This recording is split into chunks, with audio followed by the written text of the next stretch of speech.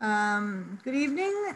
Tonight is Thursday, March 11th, 2021, 7 o'clock p.m. This is the Town of Needham Conservation Commission public hearing.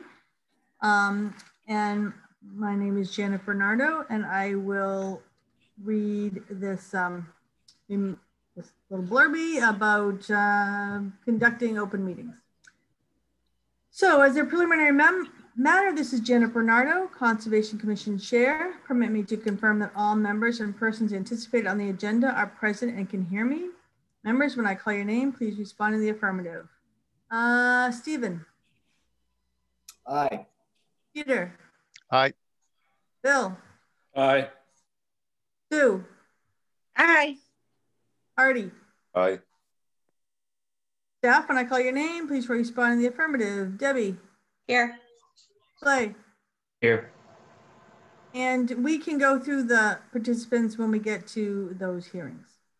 I assume that at this stage, people can hear us or they are raising their hand and they know how to raise their hand and or jump up and down or get our attention in some way.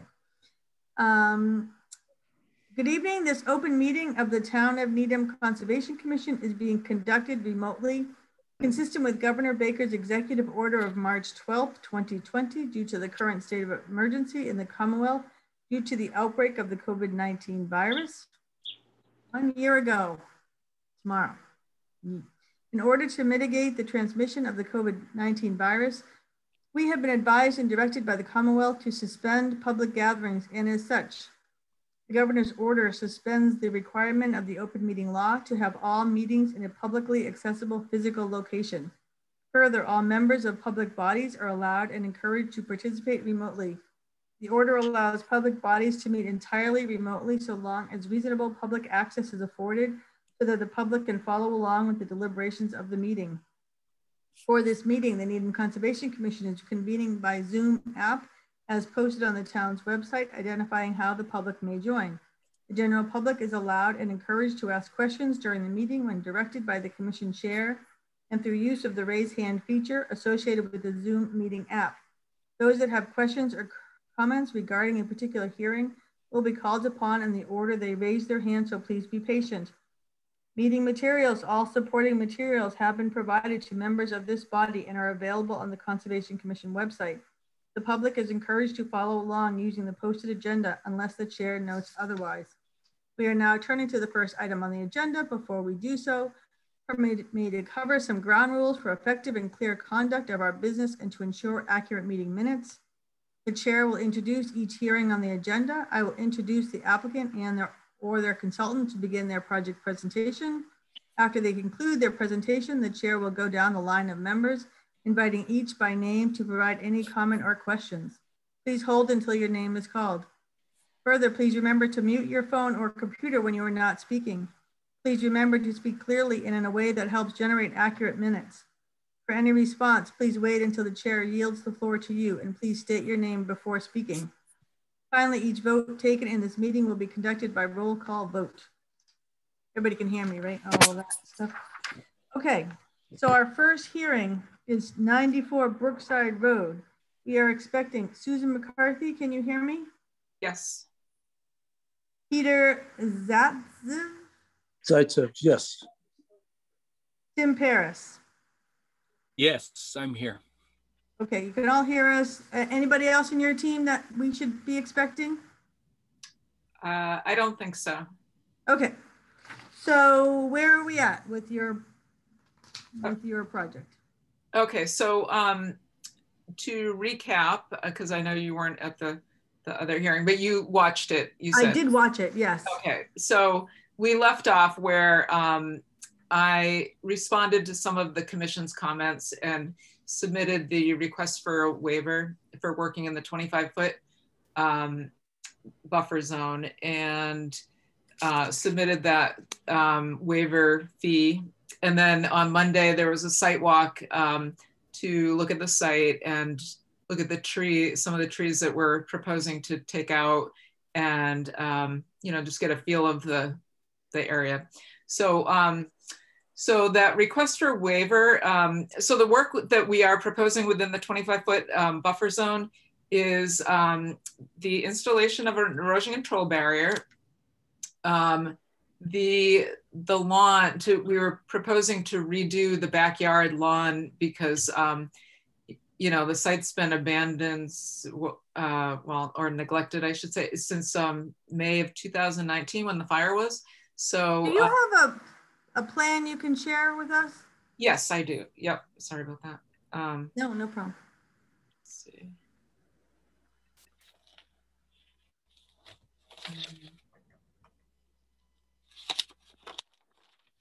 Actually, hold on a second. Sorry, I'm trying to find the right.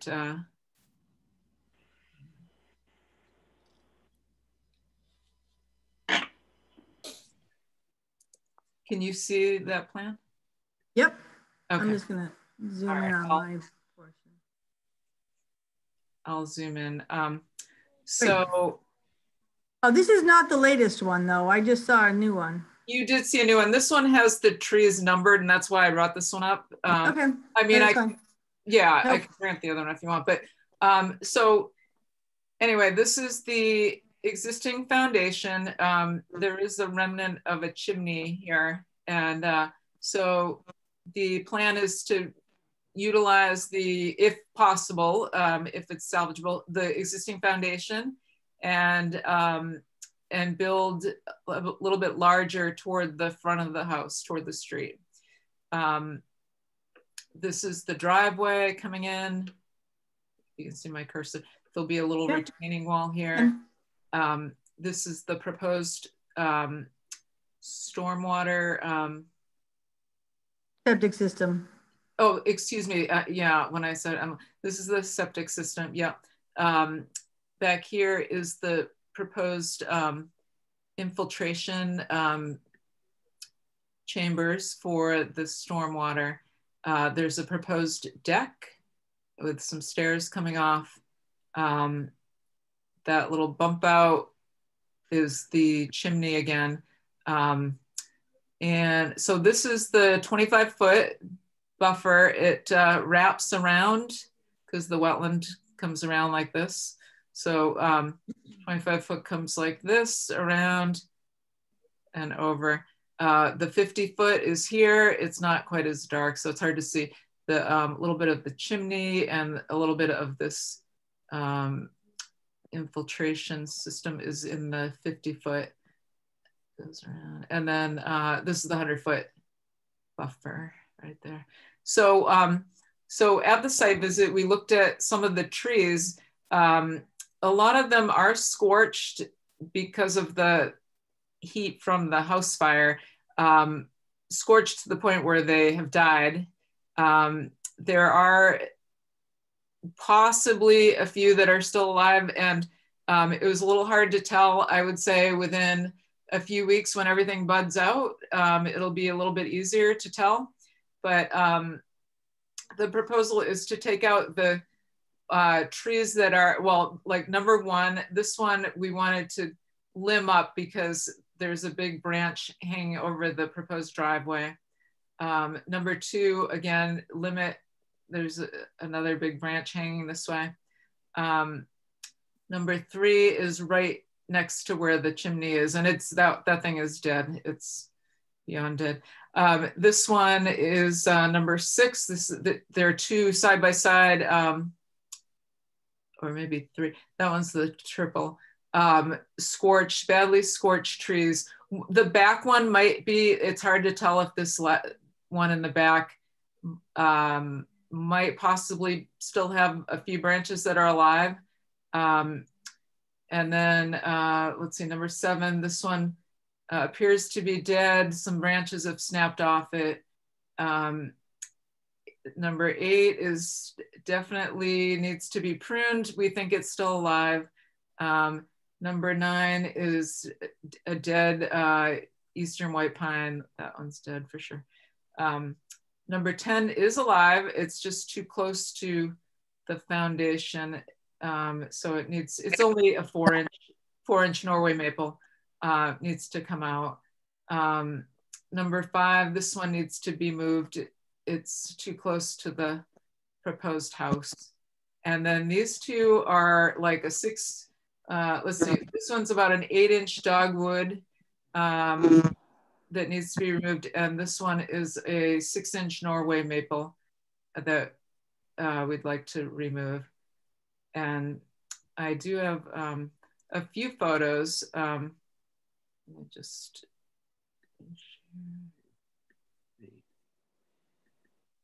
can you see this photo, please? Yes. Okay.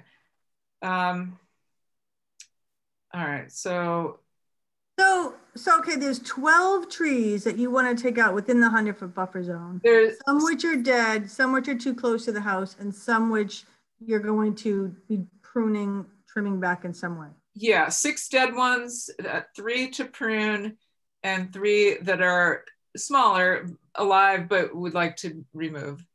Yeah. And has an arborist looked at any of these trees? We have not hired an arborist, no. So this one is the oak tree. It's definitely scorched. This branch is dead. You can see the scorch marks on it. This one needs to be delimbed.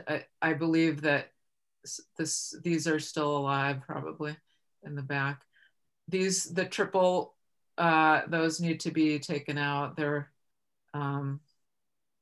dead. And there's some also the trash, and you can see the old remnants of the old car in the background that needs to come out. This is the lawn, the former lawn area.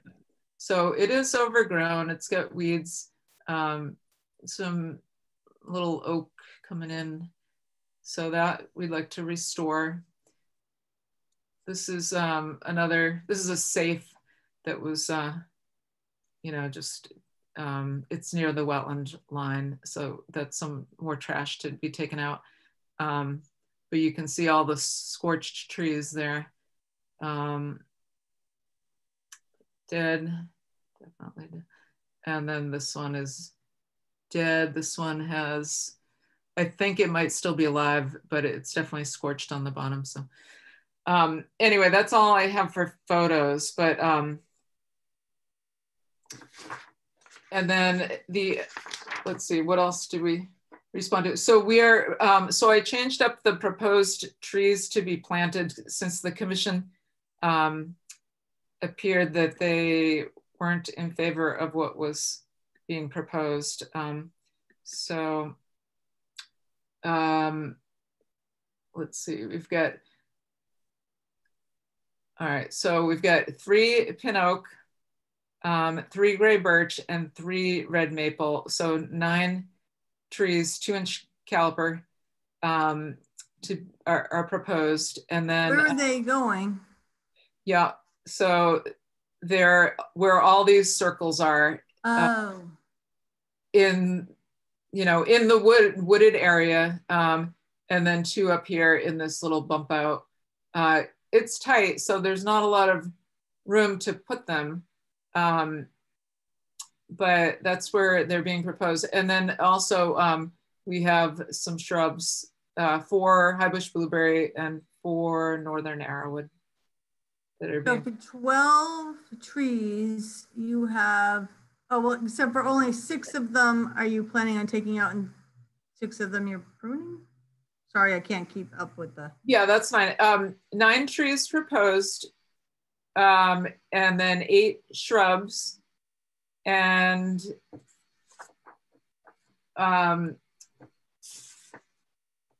then removing 6 dead trees and 3 live smaller, you know, like saplings. So in theory, we're removing 9 trees. You're looking to remove 9 trees. Yeah. Looking to and prune up 3. Some pruning of 3 trees. Yeah. Replacing with 9 trees and 8 shrubs. Yeah. Yeah.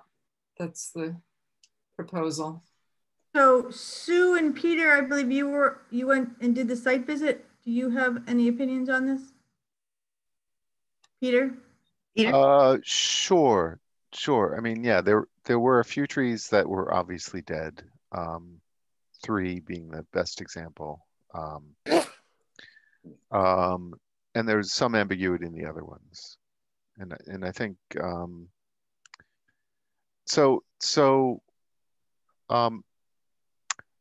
personally, I was a little concerned about the backyard and the plan to remove all the existing vegetation that's there and basically make a lawn out of it.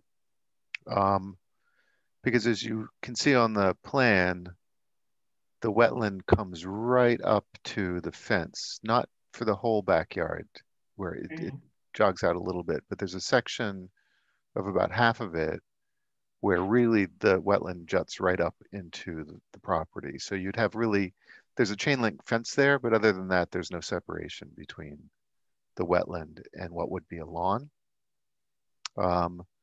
So, I mean, I know that the existing plan was responding to perceived criticism from the last hearing, but actually seeing the property, I was more interested in seeing if we could get a little bit more separation of the lawn from that wetland, whether there's shrubs, because I know they want to maintain a clear view into the wetland from the house. So maybe something lower, particularly just in that section where it's so close. That all the concerns about lawns, yeah. Yeah, I mean, originally we had proposed the trees along the back, but then exactly it seemed like the commission didn't want that, so I moved them. I know. Well, they were kind of funny in a row there. They were in a row, and frankly, the new homeowner said he'd like a clear view of the beautiful wetland in the back. So he wasn't thrilled about that either. So yeah. So I mean, so I'm not proposing a row of trees in the back. I think the reason we usually criticize that is that it just doesn't show. It shows that you're complying with the law. I mean, complying with the rule, but really just placing them at the borders without any sort of thought about how it affects the potential habitat. So for me, I mean, that was a concern, and going out there sort of reinforced it. So before I was out, for me, because there's so much woody growth that's come, it's hard to tell what was there before and what has grown in the last year and a half. It looked like there had been a history maybe of shrubs back there. I mean, it's hard to tell. Well, I kind of remember hearing something at the last hearing about the existing chain link fence being replaced. Is that true? Is that the intention, to replace the existing chain link fence? I mean, I think they would like to. I mean, it's broken in some areas, like over here. So yes, they would like to replace the fence. Yeah.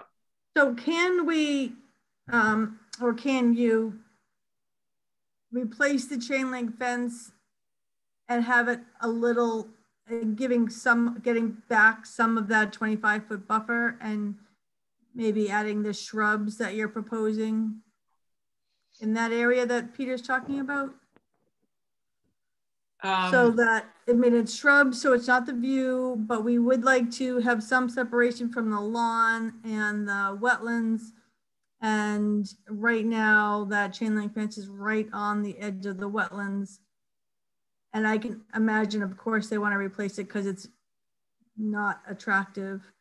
But we would like to get some more separation from the wetlands. So what do you think you can do? I would like to have Peter weigh in. Peter is the homeowner. Peter or Mark, want to step in, Peter? Yes, this is Peter. I'd like to know if Mark is in the audience. Mark Harding, that is. He didn't come up originally. Oh, Clay, do okay. you see anybody else in the audience? See people in the audience. I don't see anybody that's labeled as a Mark. If Okay. they're Okay. in the So, audience, they can raise their hand. We can certainly pull them in. Right. I was, the homeowner, and I'm still the homeowner. The house is being sold.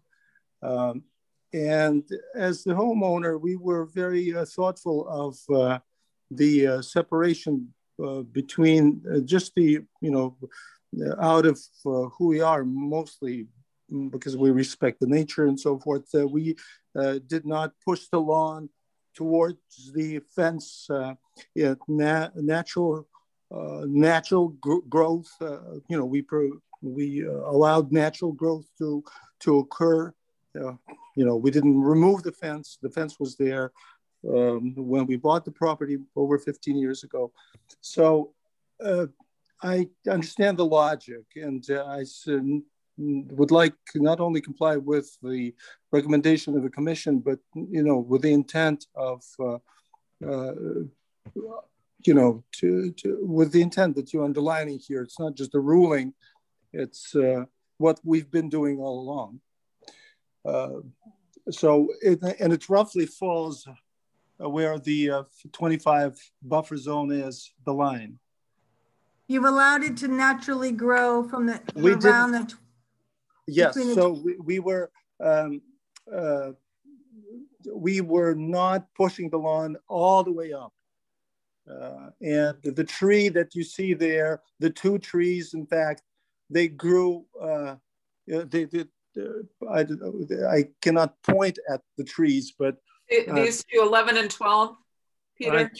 I cannot see. Let me get it. I'm on the phone. Okay. Yes, 11 and 12. Yeah, 11 and 12 grew while we owned the place. So Okay. that tells you something about how we were, thoughtfully maintaining it and living Right. and enjoying it, and be able to, I have 3 children, and they all grew up there. They're 12 now. So we were able to enjoy the backyard, which was important to us because there was no much room up front either. The vegetation is pretty dense, as you saw from the site visit. But just to wrap up, I rely on the commission to recommend the, how to handle it best for everyone. Right, I appreciate that. Well, we like to have a proposal come in front of us and not be the designers of that. So we always kind of walk a fine line because many of us are designers. I'm sorry. Maybe I'm. I don't mean to put the commission on the spot, of course. No. You're fine. You're fine. I'm going to ask our commission members to speak. So, Peter, did you have something you wanted to say, Peter? Yes, I'm just going to wrap up. By commission, I mean professionals. Yeah. We understand. Not a worry at all. I was really giving that to Susan, not to you. Thank you. So that she understood where our position would be. Okay. Commission members. So that actually confirms what I thought when I looked at it, because I think there was a claim in the application that the whole backyard was lawn and that this was just redevelopment. But it sounds like, in fact, there's a history of respecting the 25-foot buffer, and that in fact a lot of that vegetation, particularly the woody stuff, had just been allowed to grow naturally as part of maintaining that buffer zone. So that, in my mind, that makes it very different than a redevelopment argument, because in fact the 25-foot line has been something that has been supported. Thanks. Susan, you have something to add? Yeah, I was gonna say I was there too, and there is a lot going on in the backyard on the side. And just from what's been said tonight, it does definitely look like that there are definitely 6 dead trees that should be going down, and probably 3 to prune, and then the 3 smaller ones would be removed additionally. And I know the mitigation plan. I guess my first question is, with so many more trees going down, are 9 trees enough to plant and the 8 shrubs? That's my first question. But other question is too, there's going to be a lot of work done within that 25 foot between removing that chain link fence and in the wetlands itself with I think there's an automobile in there and a couple of other big things. So I'm just wondering how that's going to be done. And what kind of fence, and when the fence goes in, is it going, where's the new fence going to go? I guess I do have there are just a lot of open-ended questions still. Yeah, I agree with you. So those are all good questions. So the car and the debris that needs to be removed, is that in the wetlands? Is it on the wetland side of the fence? It's on the wetland side of the fence. I would say the car is right on the edge, probably. I don't think it's in the wetland, if I recall. So how will it be removed? I envision it being tied off and winched out, with a truck, so they chain it off and pull it out, drag it out, which there's room to do without like destroying vegetation or anything.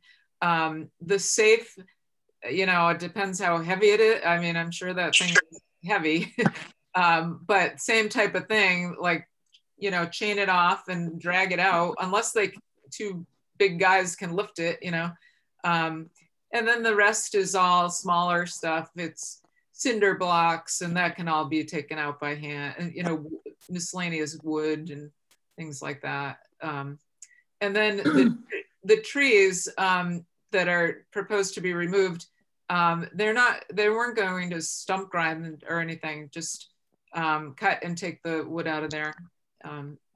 So how do they feel about leaving some snags up for some of the trees that are within the wetland, in the 25 foot of the wetland, not adjacent to the house? Is that a potential?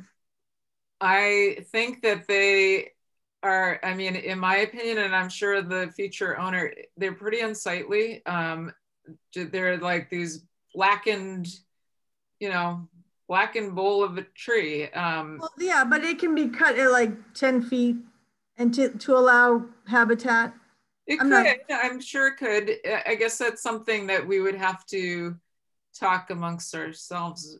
I don't want to. So, I mean, I guess I'm looking at this like the existing chain link fence. Now, I didn't walk around the property, but I did see the chain link fence and thought, that's coming out, because it's I just can't imagine that they want it. It's broken on this side too. It's down, actually. It's laying down on this side right now. So I think a proposal that shows where a new fence would be placed that's not right on the wetland line, and some shrubs that are going to be maybe between, like, within that 25 foot area. It could be on, maybe Peter might have another thought, but I think if you put the fence upland and maybe you're planting on the lower side of the fence, so you wanted to have some lawn, can appreciate that, while we want to have as much separation to the wetlands as we can. Mm-hmm. And we would put in our order of conditions that the trash and debris will basically be removed by hand, or it will come up with whatever the terminology is to winched out. Winch it out. That it won't be some type of an excavator. Yeah. Digging. Right. That's a given. But yes, put it in the order. Sure. Yeah. So Peter and Sue, do you have an opinion about a strong enough feeling about the trees that do we need to have an arborist report, or are you comfortable with the trees that are burnt saying that yes, they are dead? Peter, you go first.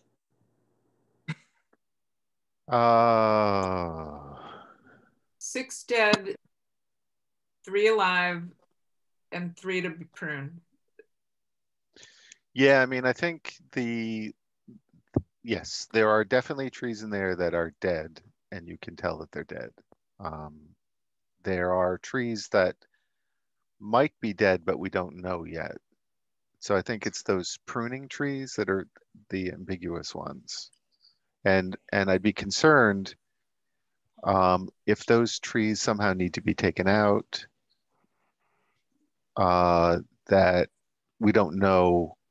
I mean, that it's easier to sort of plan if we know now that they need to be taken out than later on that they need to be taken out. I mean, I do think the issue of snags is an important one, of those trees that are in the 25. These 3, maybe 4 trees that are in the, I see 9, 7, 6, and maybe 1. Oh, 1, 2, 6, 7, and 9. Yep. Yeah, there's a bunch of them. 1 and 2 are to be pruned. 1 and 2 are to be pruned. Yeah. So I guess I guess we're looking for something more than what you're showing here, and not necessarily the number of trees and shrubs, but to make sure, let's think everybody agreeable to that before we make that statement. Well, if 9 trees are coming out, you're replacing them with 9 trees and 8 shrubs. Yes. Is that what I heard? Yeah. And what's our policy? Deb or Clay? 2 to 1. 2 trees. 2 to 1. 2 2 trees. to 1 or 4 shrubs for a tree. Okay. And do we have a diameter of a tree that we consider a tree? 6 inches usually. Okay, so you said some of them were 4 inches, maybe? Yeah, number 10 next to the house, and number 12, I think. Number 12 is a 6-inch. Number 10 is like a 4-inch Norway maple. So number 6 is 3 trees though, right? Number 6 is 3 trees. Yeah, and those were counted. Yeah. So they're part of that number. Yeah, they're part of that. Yeah.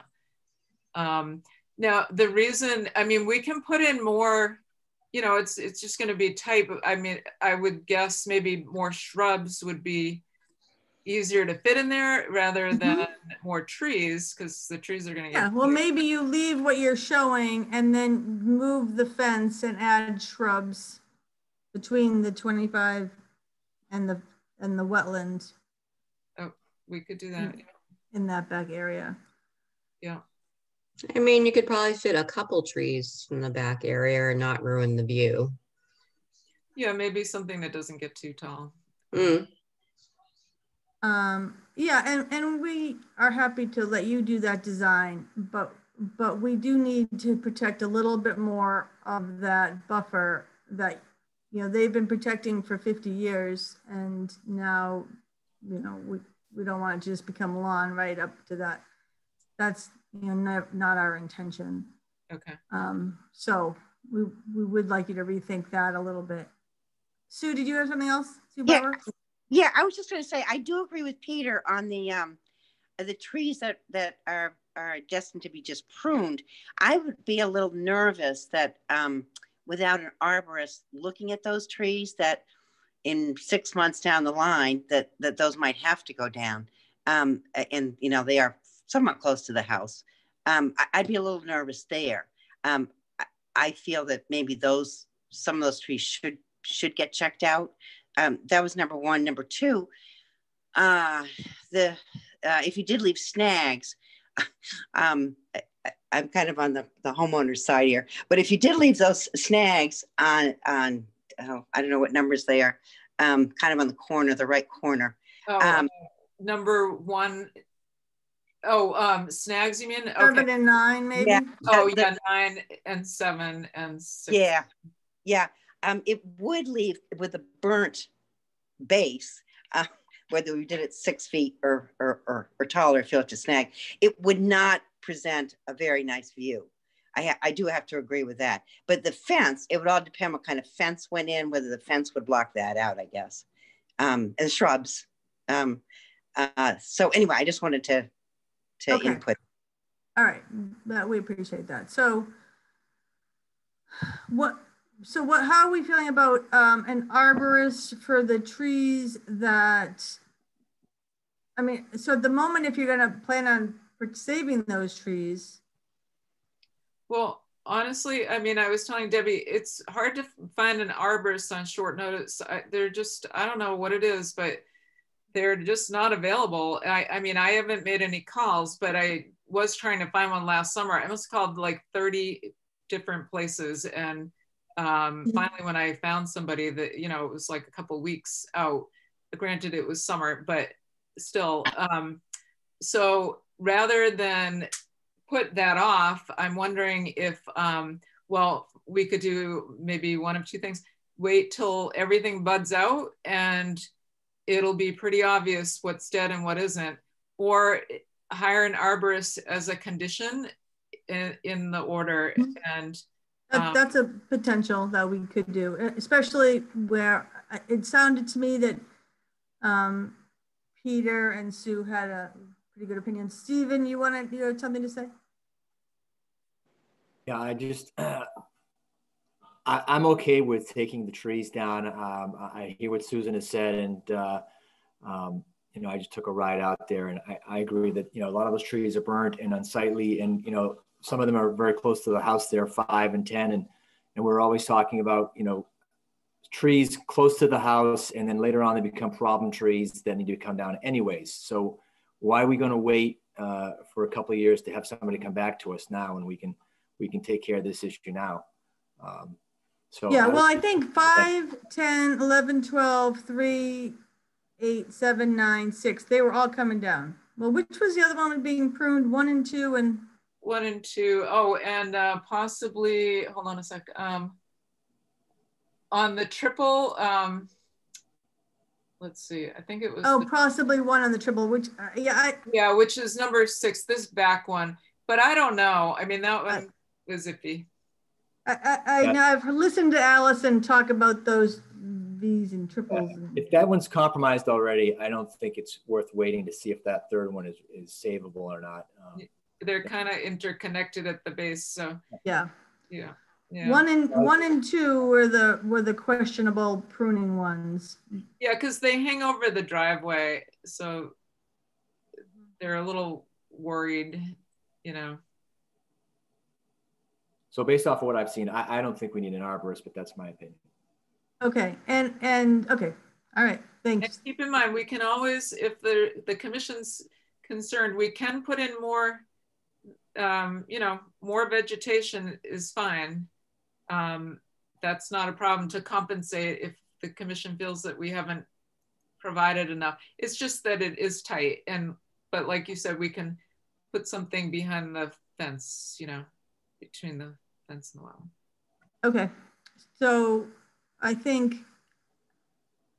one thing I've definitely heard is that 6, it's not worth trying to save the one trunk on 6.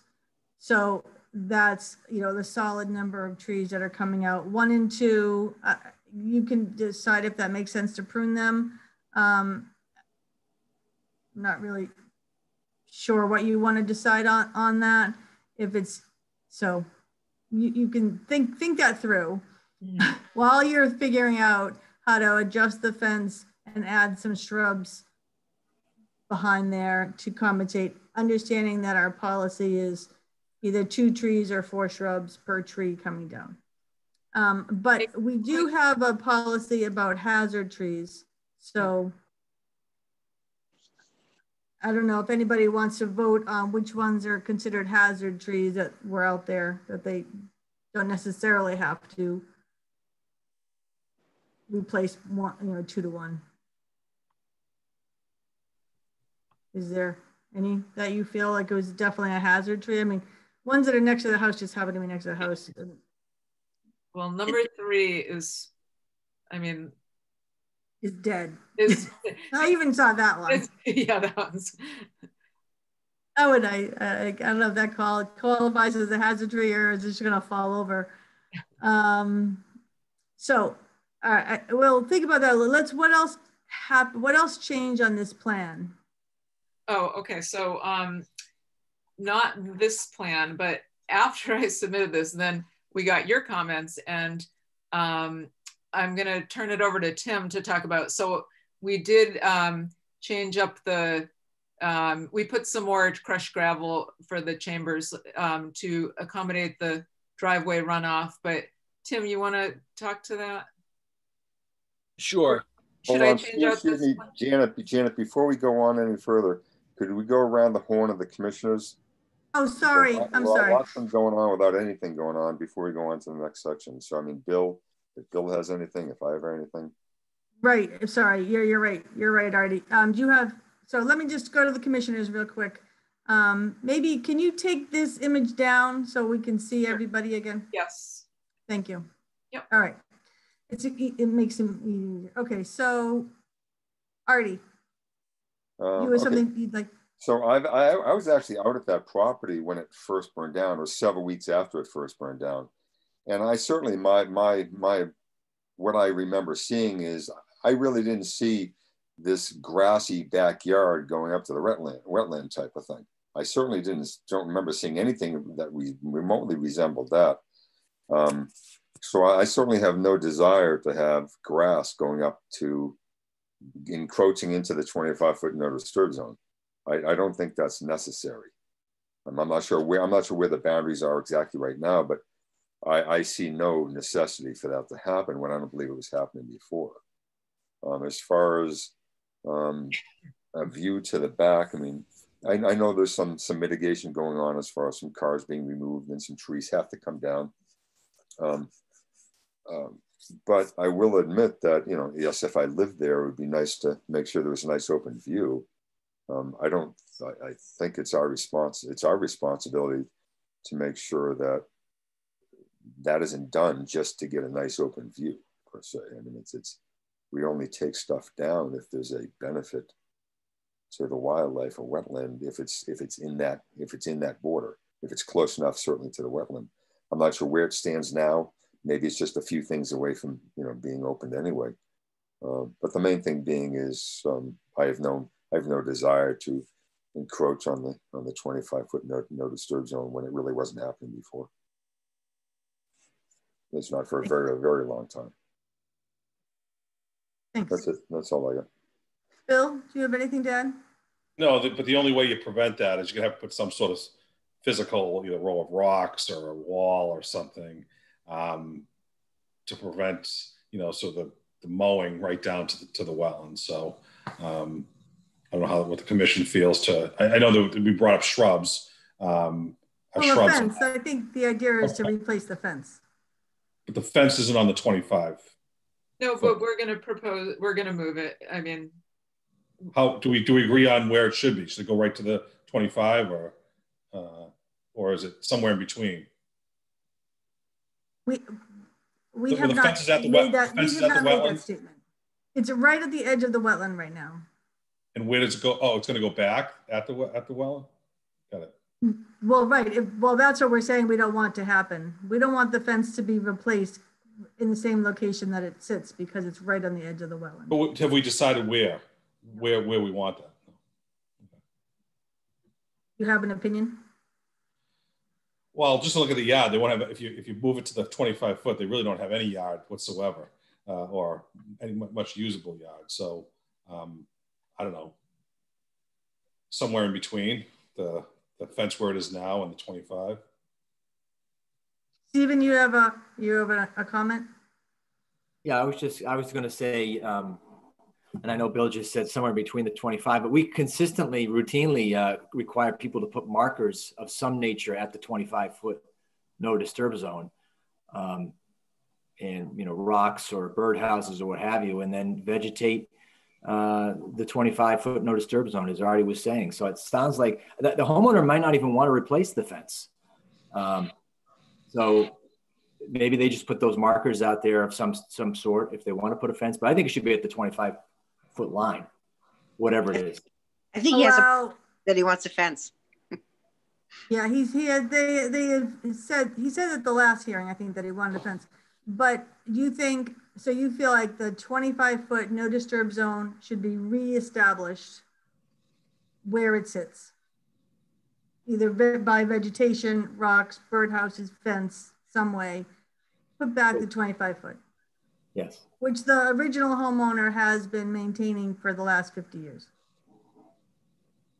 I think he said he was letting it grow wild, right? Isn't that what he stated? Yep, that's what he said. Well, I said that, I'm sorry, yes, that's, we were happily coexisting with, meeting our needs and with our neighbor, essentially. That's what we were doing. Yeah, well, and we appreciate that. That was great. Bill, do you have anything more to add? No other comments, no. Peter, do you have anything more to add? Nothing more. Sue? I do agree with, I think it was Stephen or Bill, who was to establish the 25-foot, either with markers or however they wanted to do it, with shrubs. And then I think you'd have to have the fence within the 25-foot. So they'd have somewhat of a lawn. Artie, you have anything more to add? No, I'm good. Anybody in the audience have anything more to add questions regarding this? It does look like there's a hand raised. So somebody listed just as B. Paulson. I'm going to allow you to talk, and then you'll have to unmute yourself. Just a moment. Hi, Bill Paulson. I'm the real estate agent working with Peter on selling this property to Mark Harding. Okay. And I think it's worth noting that the property, there was a car on the side, on the driveway side, and a safe and all sorts of things in the yard. There's general debris. It's not a property that was well maintained. And there's going to be a walkout basement here. So I would, if it were me, if I was going to live there, and Mark is going to live there, he's not just building this to sell, he's building it to live there. I would want to have a yard in back of my house, and this fence goes right up to the water. I can see pulling it back 3 or 4 feet and putting some shrubs on the other side. But, I don't care. I'm not going to be living there, but I would think that the guy would want some yard to play with his kids, and to go out behind the house. I understand what you're trying to do, but, relying on the way it had been maintained, I'm guessing there was a lawn right up to the water prior to Peter and his time at the house. And, they just let it go wild, but that was their choice. Mark is going to be living there with his kid, and he's going to want to be able to enjoy the property. And there's not a lot of area around the house to do that, so I don't know. I would argue that to give the guy as much space as you can to have a lawn. Thank you for your comment. Is there anybody else in the audience that has anything more to add? Nobody else at this time. Nobody more at this time. Okay, so now we can move on to what else changed on that drawing. Maybe pull up a different drawing if you'd like.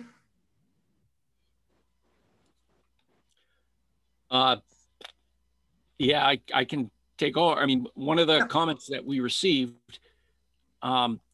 was a request to collect the runoff from the driveway. And I can try to share my screen. This is Tim, new to me. Tim, I have oh, you've got it. Okay, I think great. This is the newest plan. Yep, that's it. Yeah.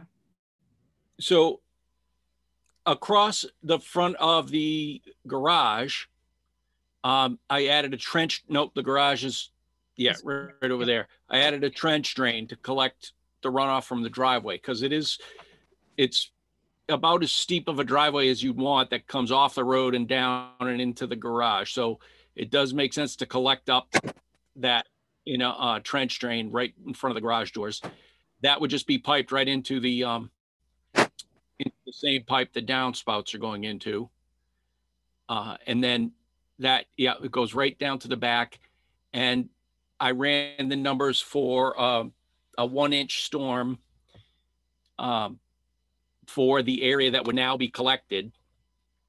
Actually for all the impervious on the site, which is almost everything that we're collecting. And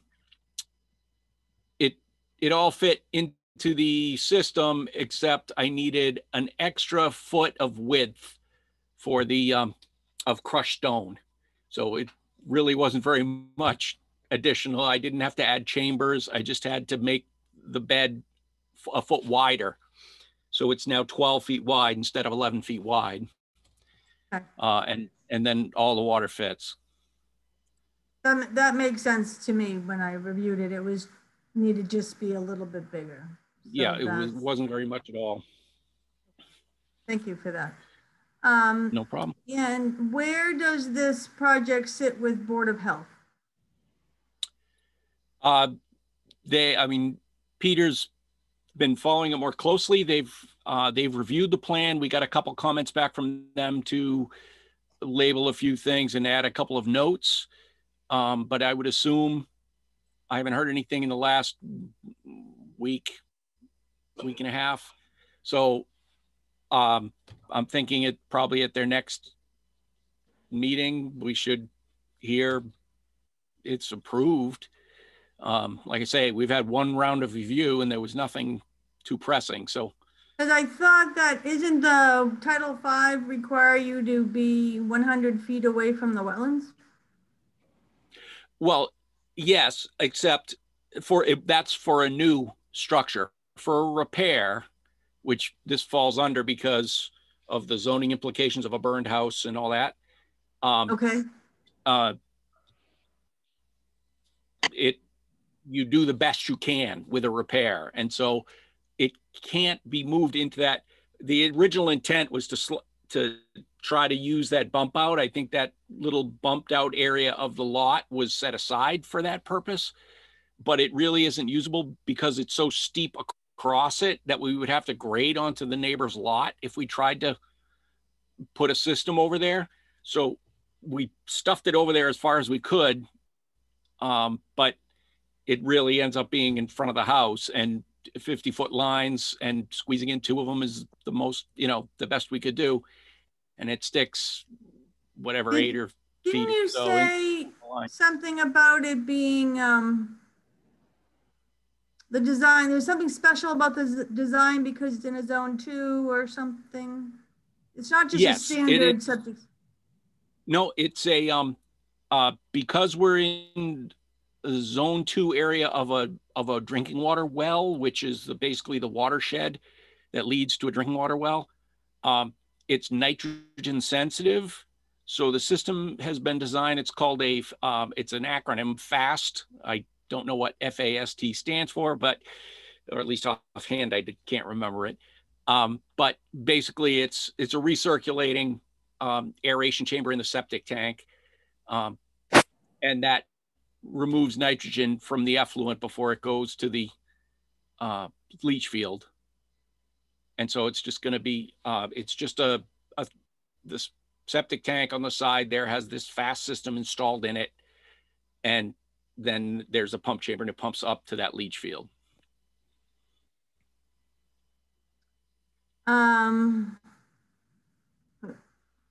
Deb, have you heard anything from the Board of Health? Do they need us to do anything? Yes.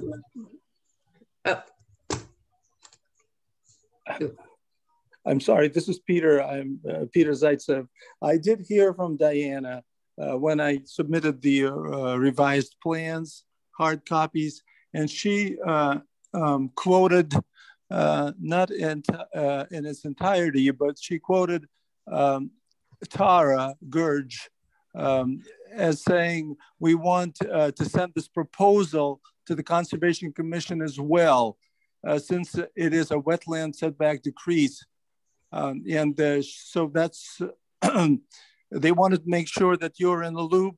And for me, it is, it is important also because that's, rebuilt or repaired the septic system. A possibility of a 4-bedroom septic system is the condition of the sales. So it was a 4-bedroom septic, and clearly Tim Paris is doing his best to fit it in. I also wanted the commission to be aware of the old system being within 100-foot buffer as well. So in this respect, we're trying to do our best, as far as I can tell, to fit it in.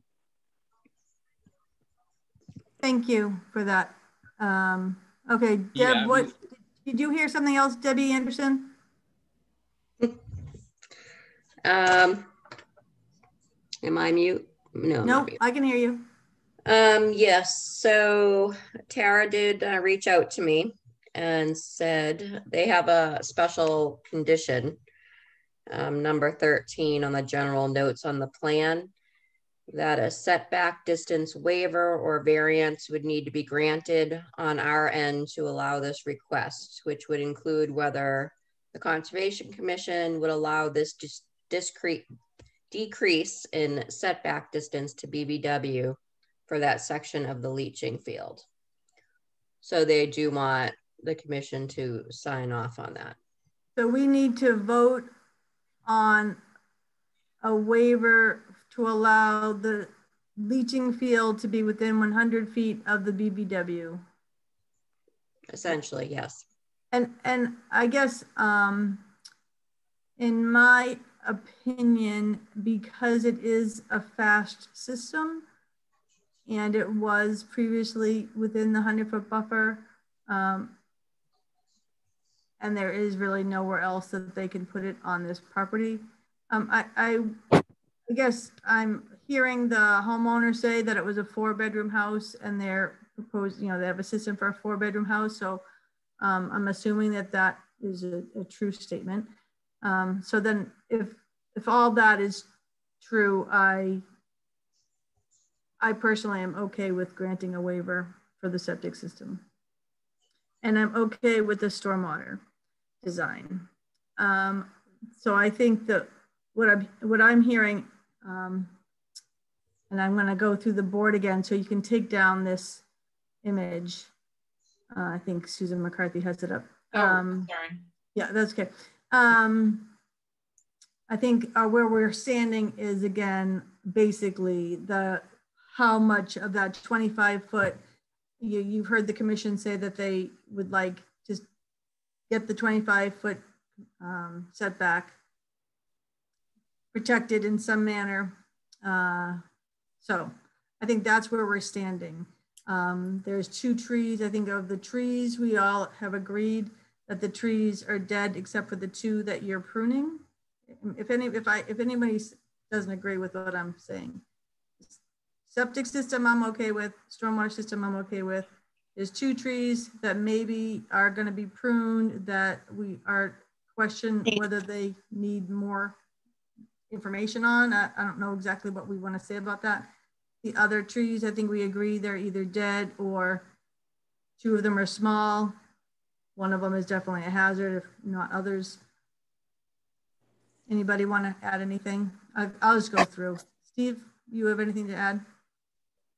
No, I'm good, and I'll defer to your expertise on the stormwater and the septic. I agree with you. Peter? No other questions, no. Bill? No, nothing to add. Sue? Totally agree with the septic, and of course the stormwater. And I think it was three trees to prune, and the three smaller ones that are live and to come down. But anyway, that's mute. Yeah, okay. I think we decided that the one of the ones that was marked to prune was not worth actually pruning, that it would just as well come down. Yeah. Okay.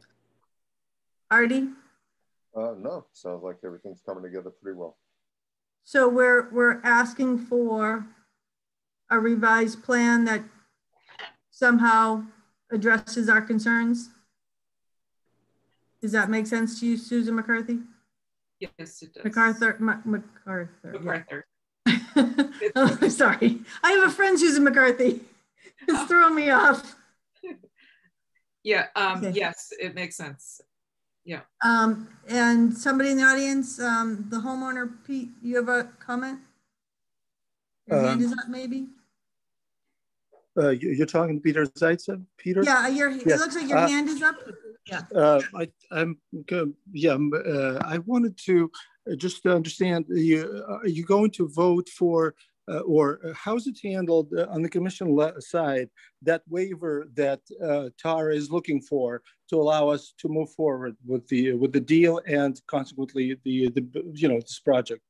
Is it a vote that takes place, or you simply write an email to Tara saying that you are, the plan looks good as far as the septic and the stormwater is concerned?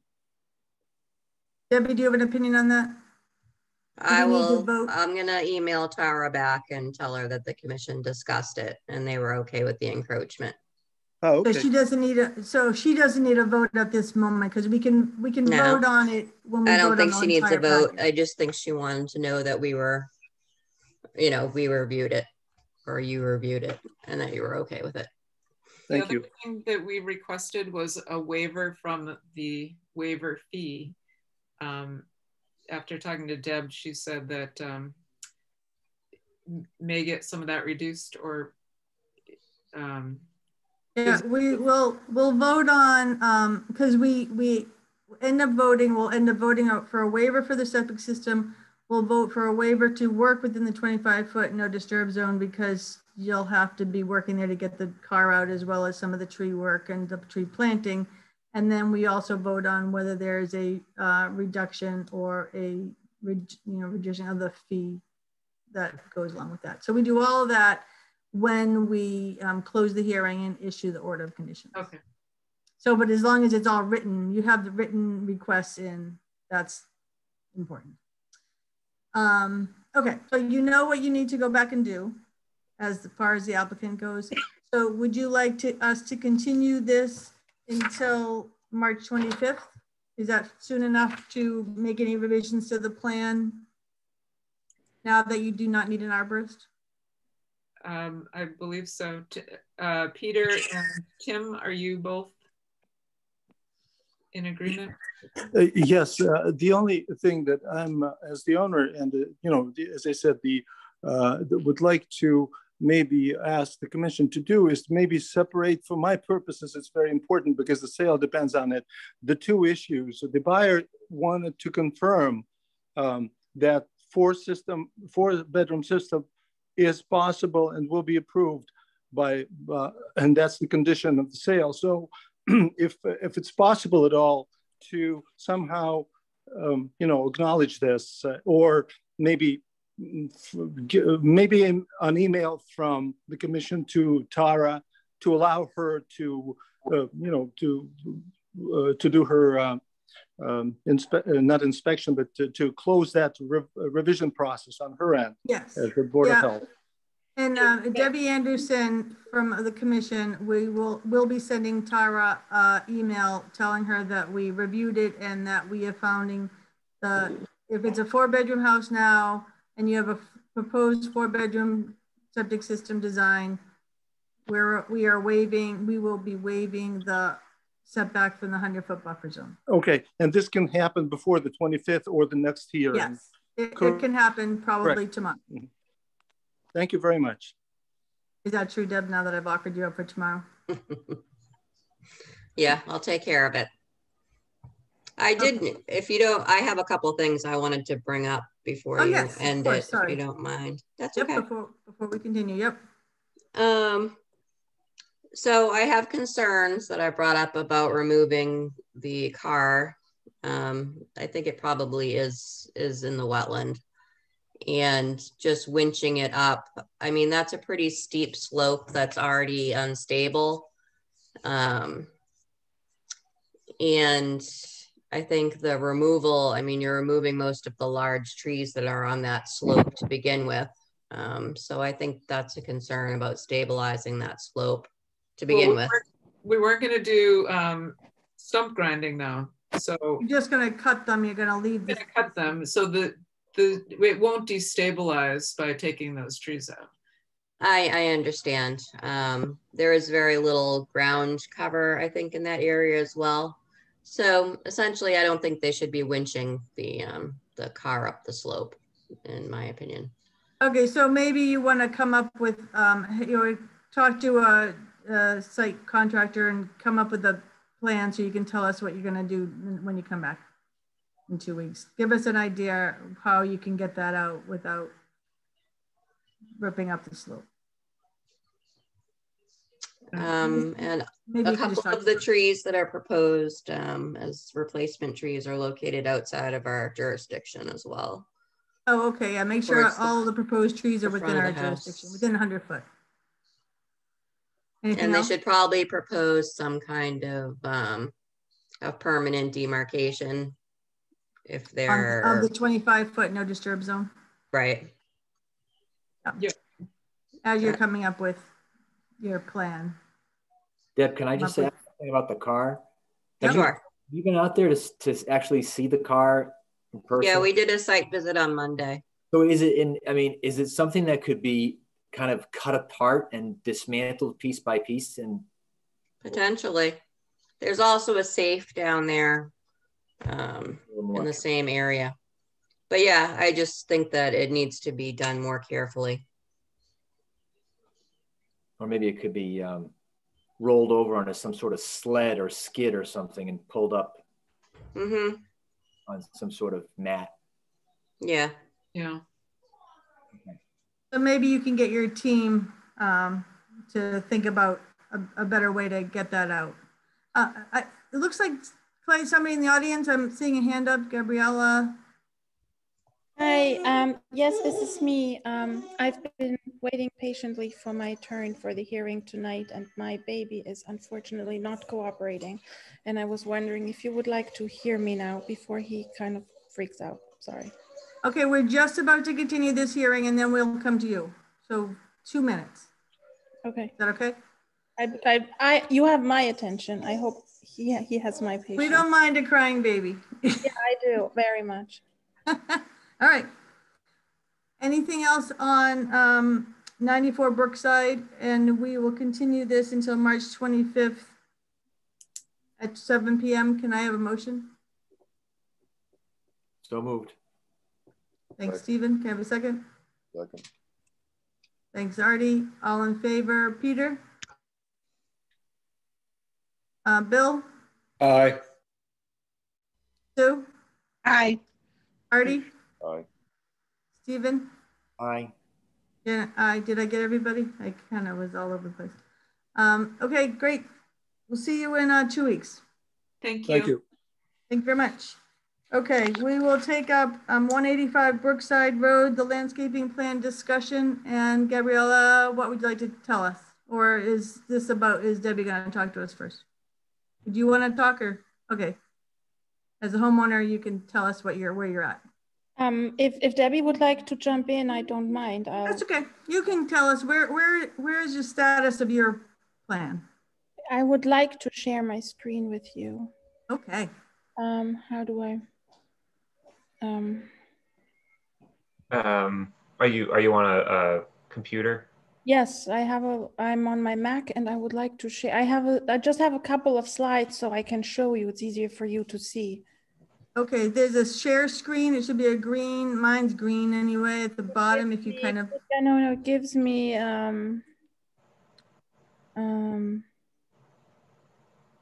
So it should pull up a couple options. Usually the first one is your entire screen, and then the next couple options are programs that are open.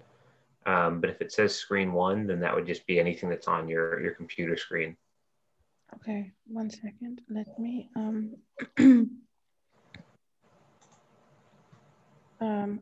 Okay. let's try. No, it won't allow me to do that. I don't think I have your permission to do it. Let's see.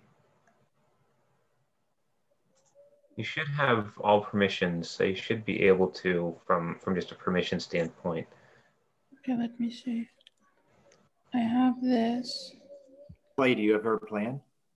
I have the plan. Can you see the plan? Yep. Okay, I also have, I made a slide of the cost breakdown.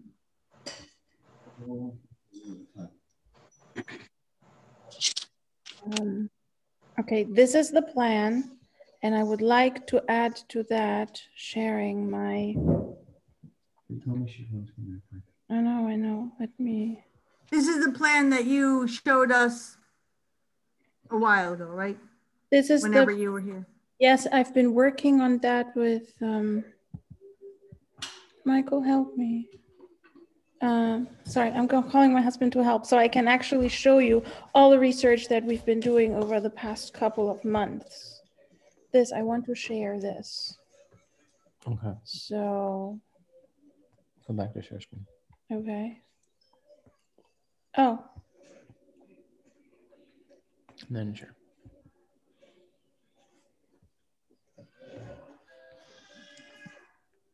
Yep. So you should be able to see the PowerPoint presentation. Can you see it? Yep. Yep. Okay, good. All right. I prepared a little text here because I wanted to keep it under 5 minutes. Okay.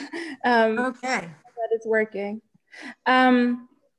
So the purpose of this is for me to catch you up on the research that I have been doing since I met with Deb on site just before the winter started, when we had our first snow or so. So first of all, I do want to thank you for inviting me to the hearing tonight and for your time and for your attention. I hope the baby will hold out. My mom is trying to walk him up and down.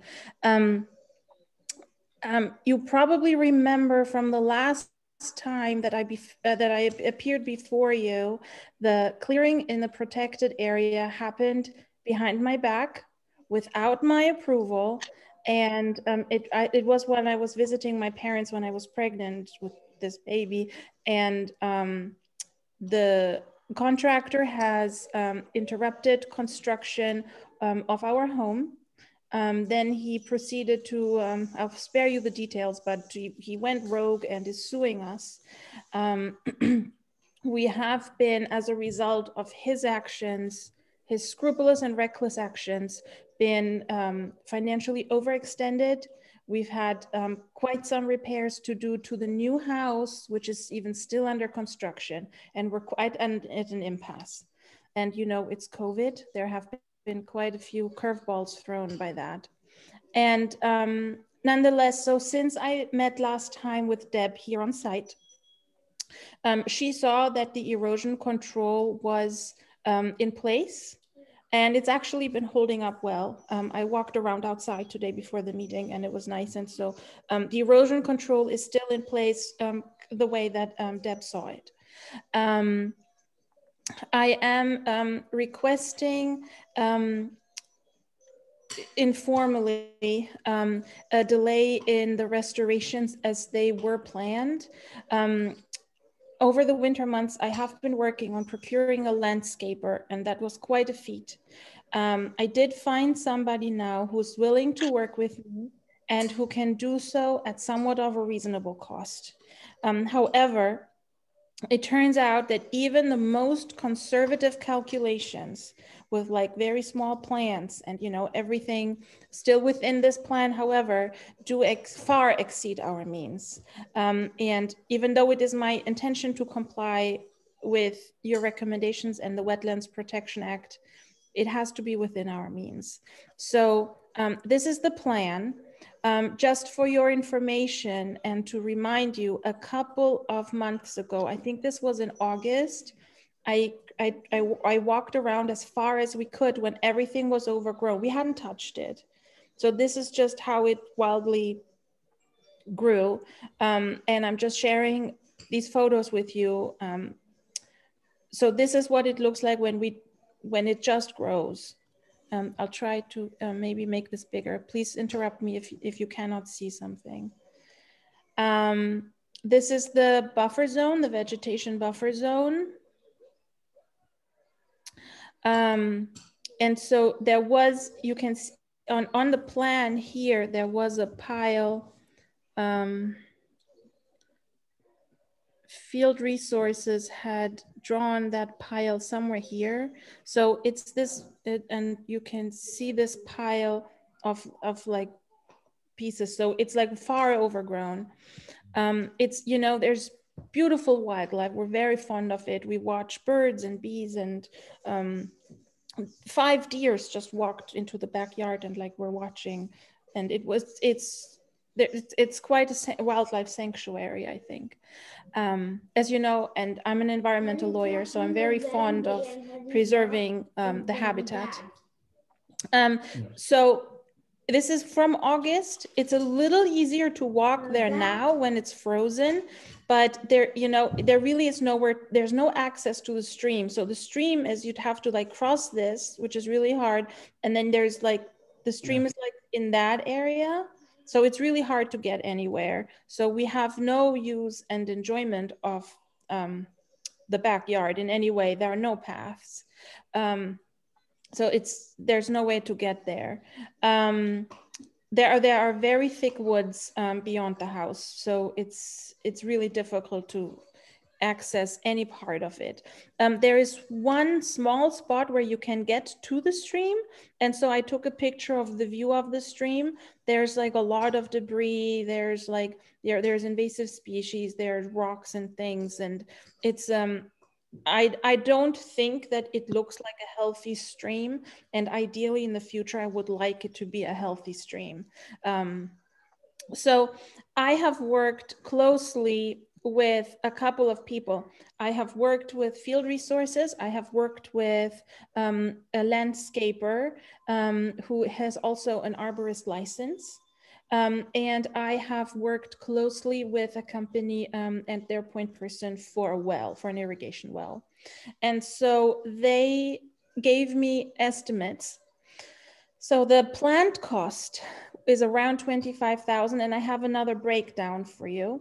Then the machinery they would have to rent is 5,500, about labor and materials for a path and access way. So if you look back at this, there's no way for them. So if you remember, there's this play set here.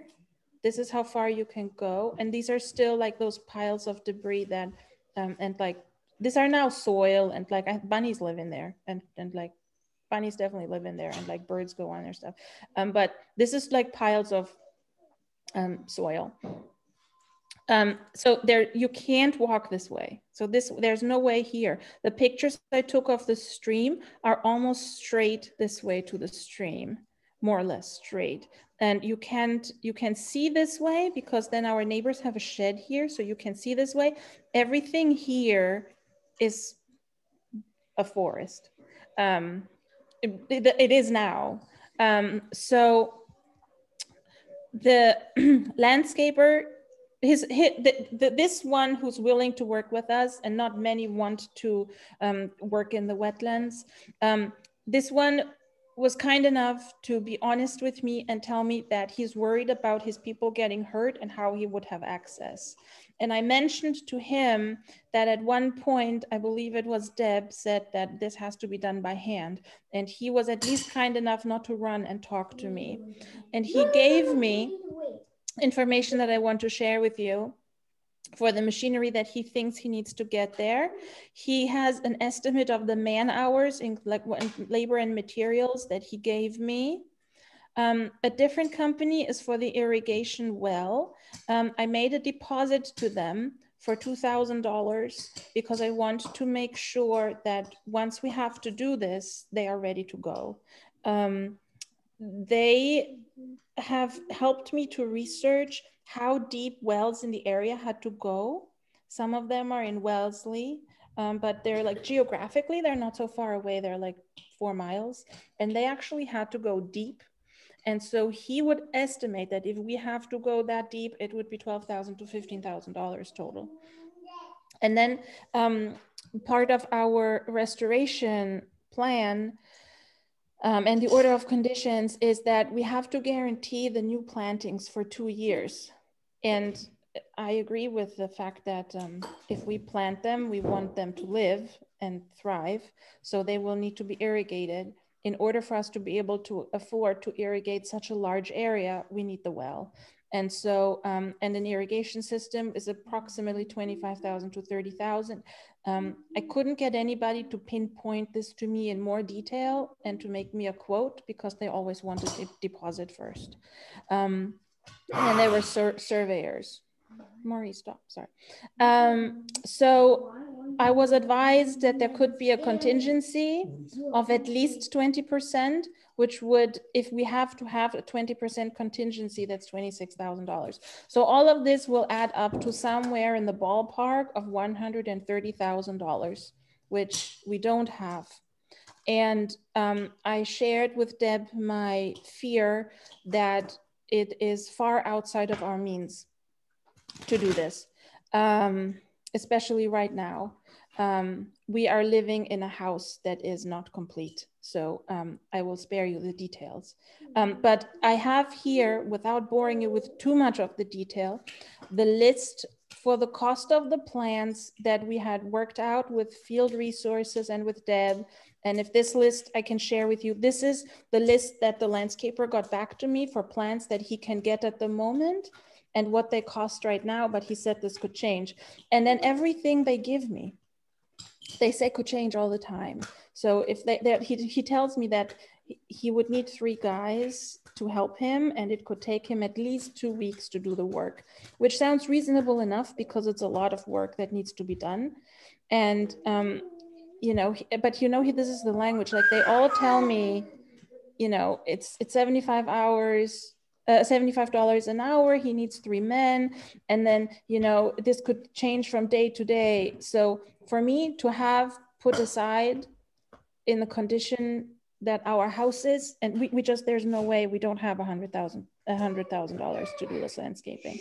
So I came to Deb very honestly with an open heart and an open mind because the area is not safe. We haven't done anything since Deb saw it last time in May, I think it was, of 2020. Not the one when it was covered in snow, but so we haven't done even anything then. It's not a safe area for my family. I know that this plan that we made, we spent a lot of money on. We tried to do everything to comply. And I am an environmental lawyer. I understand that the Wetlands Protection Act would be in favor of us doing more replanting, but I have no way to know how to do this. We are knee deep in a lawsuit that is kind of stuck because of COVID in the courts. The best I can do right now is to add $130,000 to the damages that we have incurred. But I have no idea when the repairs to my home are going to happen. I have no idea how we're going to pay for this. Thank you. Can you take the screen down now so we can see everybody's faces? Sure. Did this work? Yep, that worked. That was good. I'll see if any of the commission members have an opinion. I guess my first thought, and I'll have the commission members all include their thoughts, is a planting plan was created. That was something that you worked on with your designers, and it should be native plants, and native plants should not need irrigation, and we don't need a walking path. So there's many pieces to your cost that do not have anything to do with our request. So our request is to plant native plants to mitigate for the damage that was done within our jurisdiction. So That's my initial statement. And they can't get there. I actually, I think Deb brought this up at one point in one of our conversations. I forget when, but so the landscapers can't get there and they all want to put something down. One of them said he wanted to put down big plywood boards to even get his machinery there, but that was really big, expensive machinery, and that kind of, his proposal didn't go anywhere. But this space is not safe for my family. So there are coyotes, we see them, we hear them. They're, you know, it's an area that to not have any access or designated areas of access like a path would mean that we do not have a way to monitor it either. Plus this path is the smallest part of the cost, and it can also be deferred indefinitely. But the rest the path isn't the issue in my mind. And I feel like the irrigation is not a critical component of this project of yours. So, and it should be that any landscaper that plants anything is required to guarantee them for a year. So that's like another piece. And unfortunately, I feel for you and your struggles, but this particular house and property has been a level of frustration to all of us. So we hear you and your concerns, but okay, we're gonna let the commission speak now. So Peter, do you have anything to add to this conversation?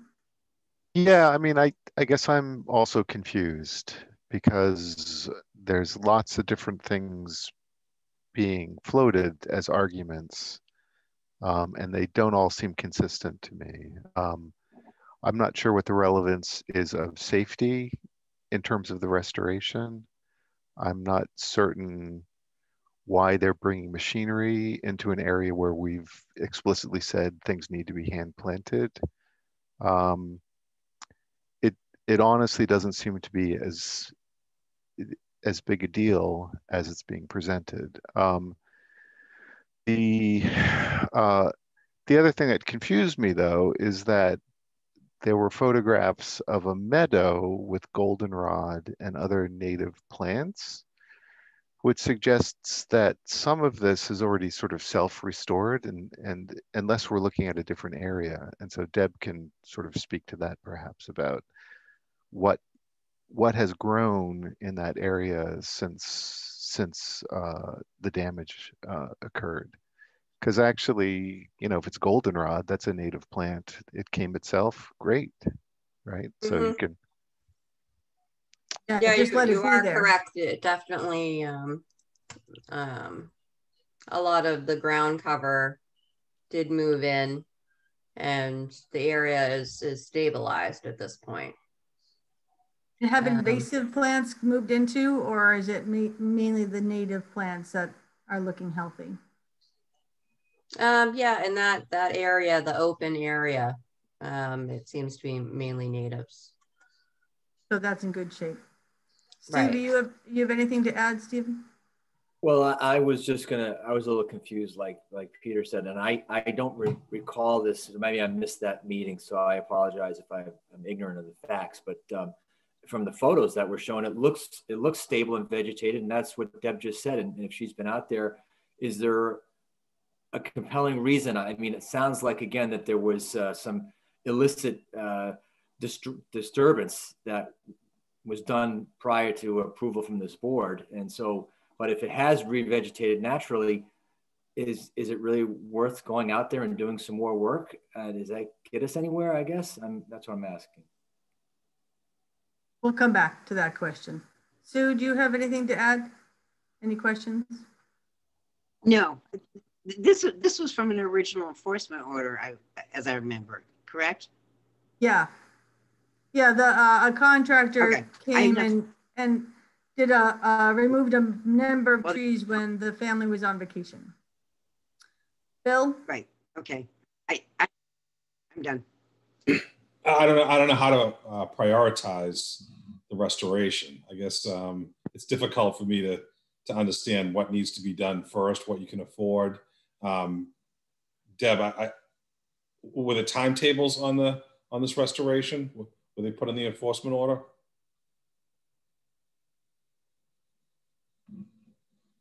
Sorry. I mean, it was essentially in the spring. By the spring time or a year last spring? No, this spring. Is it worth coming back to us with what the homeowner feels is a reasonable time period, whether it's years or some sort of plan that shows what needs to be prioritized? Yeah, I mean, I just heard. I'm sorry. I just heard from Gabby a couple of weeks ago, maybe, that this wasn't looking like it was going to happen. So so I brought it up to Janet, and she said to have her come and kind of break down the costs, so you would have a better understanding of the issues that she's facing.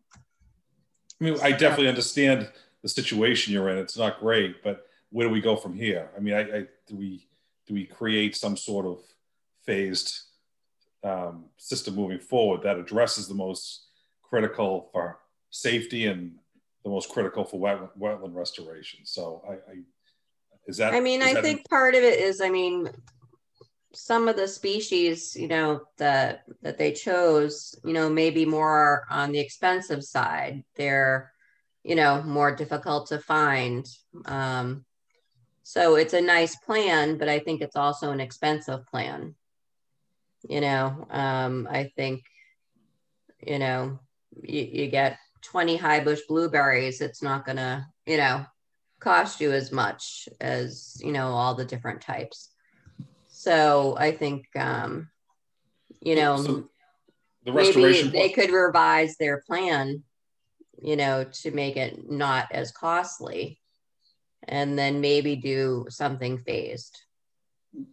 It still sounds like they're going to need more time. I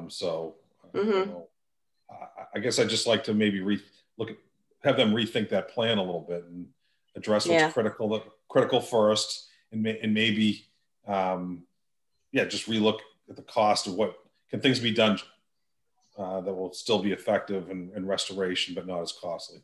I guess that's the only thing we can do. Artie, you have something? Yeah, I'm a little confused as well.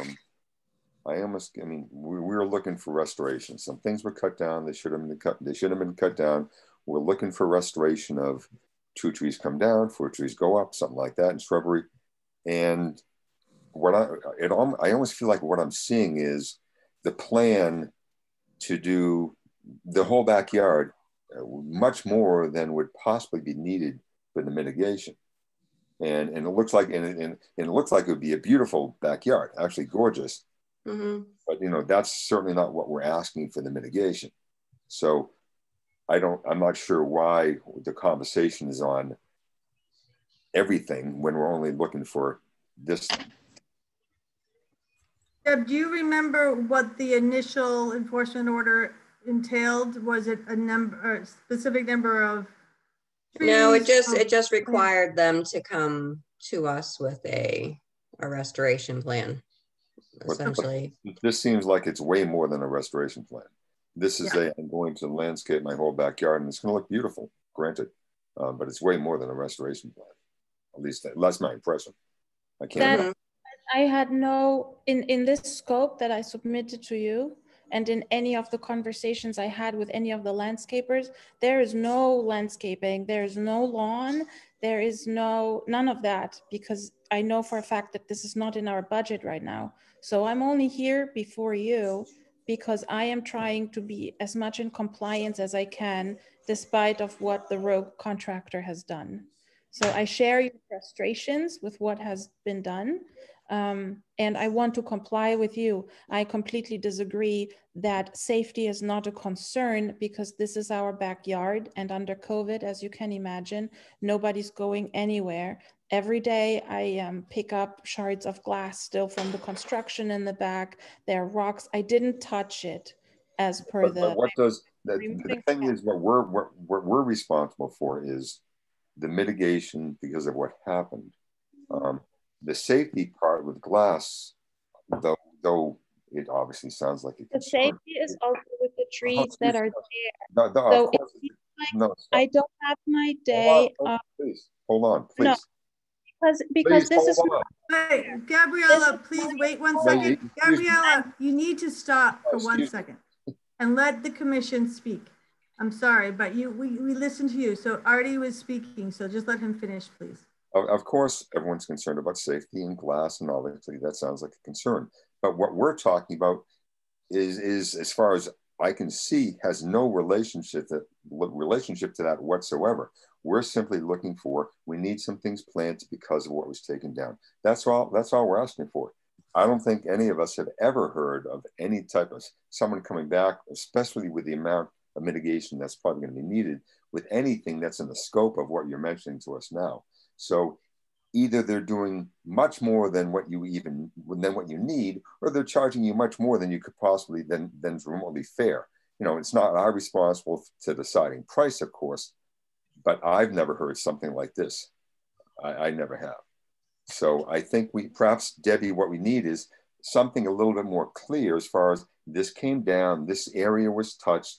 This is kind of like what we're looking for, to perhaps give a little bit more guidance. Okay, Gabriella, now you can state your. No, Debbie, does that make sense? Debbie, does that make sense? Yeah, that's fine. Yep.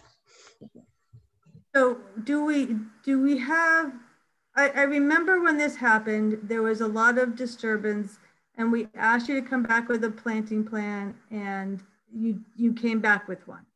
And you said at the time that you wanted to add a path so that you could maintain the plants. And we said, okay, we didn't need the path, but you wanted the path. And we were like, okay. So now though, this has become very expensive. We understand that. So maybe it's a changed plan that meets the criteria that we are looking for.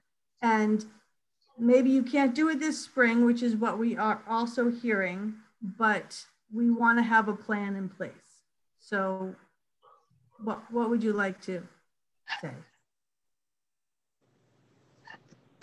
I would like to say that unfortunately, I do not feel heard by the commission, despite all of my efforts to comply with the requirements that you set forth and all of my efforts to work with Deb. And she was kind enough to answer my questions as I was talking to all these different landscapers. I have spent the entire winter, the last few months, and about $12,000 on making this plan, because these are the species that are available here. I asked the landscapers to keep the cost to a minimum. I do not appreciate at all that some members of the commission have twisted my words and said that this is not the plan that I have submitted, while I was so careful in making sure that it is. There is no landscaping beyond the restoration plan in any of the scope that I have presented to you. There is also absolutely nothing in what I have presented to you that is outside of anything that I have discussed with Deb. So the species that I have listed here are not because they are pretty, and they're not because they are expensive. I do not appreciate those insinuations in the very least. I'm very offended by them, because you're talking about my home. And I am complying as an environmental lawyer with the Massachusetts Wetlands Protection Act, which is bigger than all of us. And the habitat that we are protecting here in this backyard is bigger than all of us. And I'm having goosebumps as I tell you, the reason we put the money into this lot was because we wanted to be able to have a piece of land that we can protect. So I was very upset when that row contractor cut it. And this is why I'm trying to make this plan. Many of these species actually are food for pollinators that we looked at. Some of these species that we've looked at very carefully are habitat for the deer, for the bunnies, and for chipmunks. And they actually are in some ways not as attractive for the coyotes, which is a safety issue for my sons in the backyard. So I don't know how you feel about your kids playing in the backyard with coyotes, but I don't feel good about it. So we did have a really great coyote speaker recently, and coyotes are usually not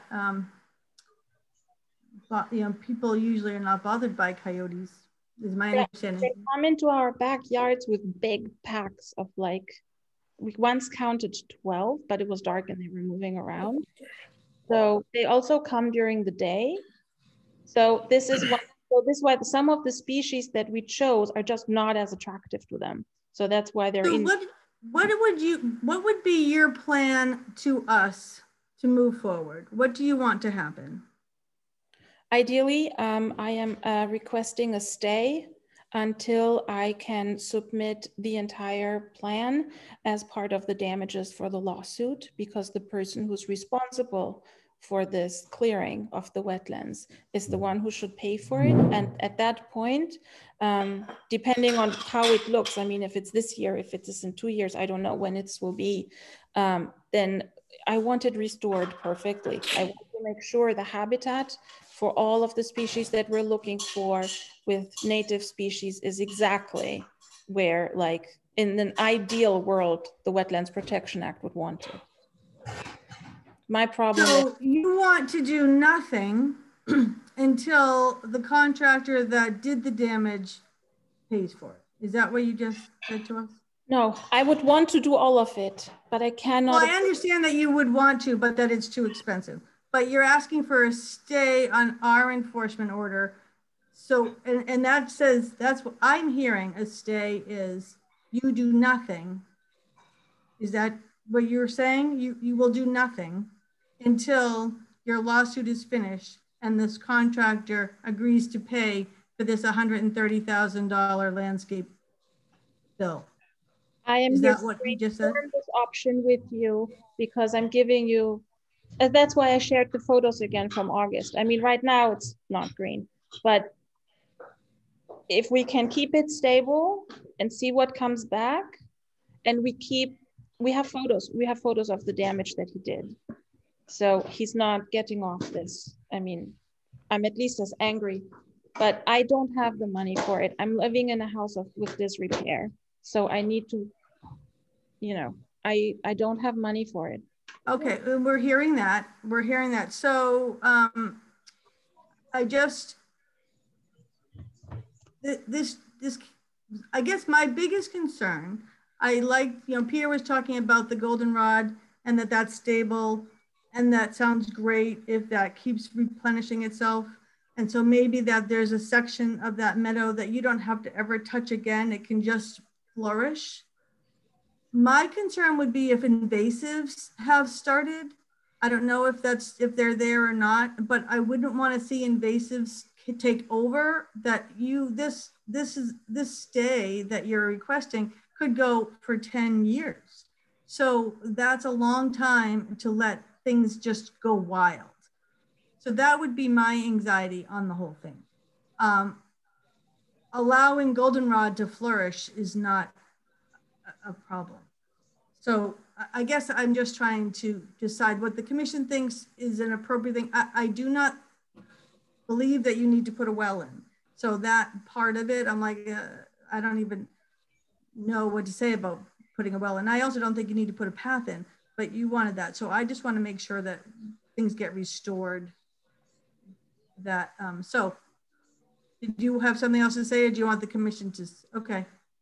It was a huge problem. I spoke to, this is the 6th landscaper who came out, this is not just phone conversations. This is who came here and talked to me walking the lot. They don't want to go in unless they have some type of a path. I didn't find anybody even willing.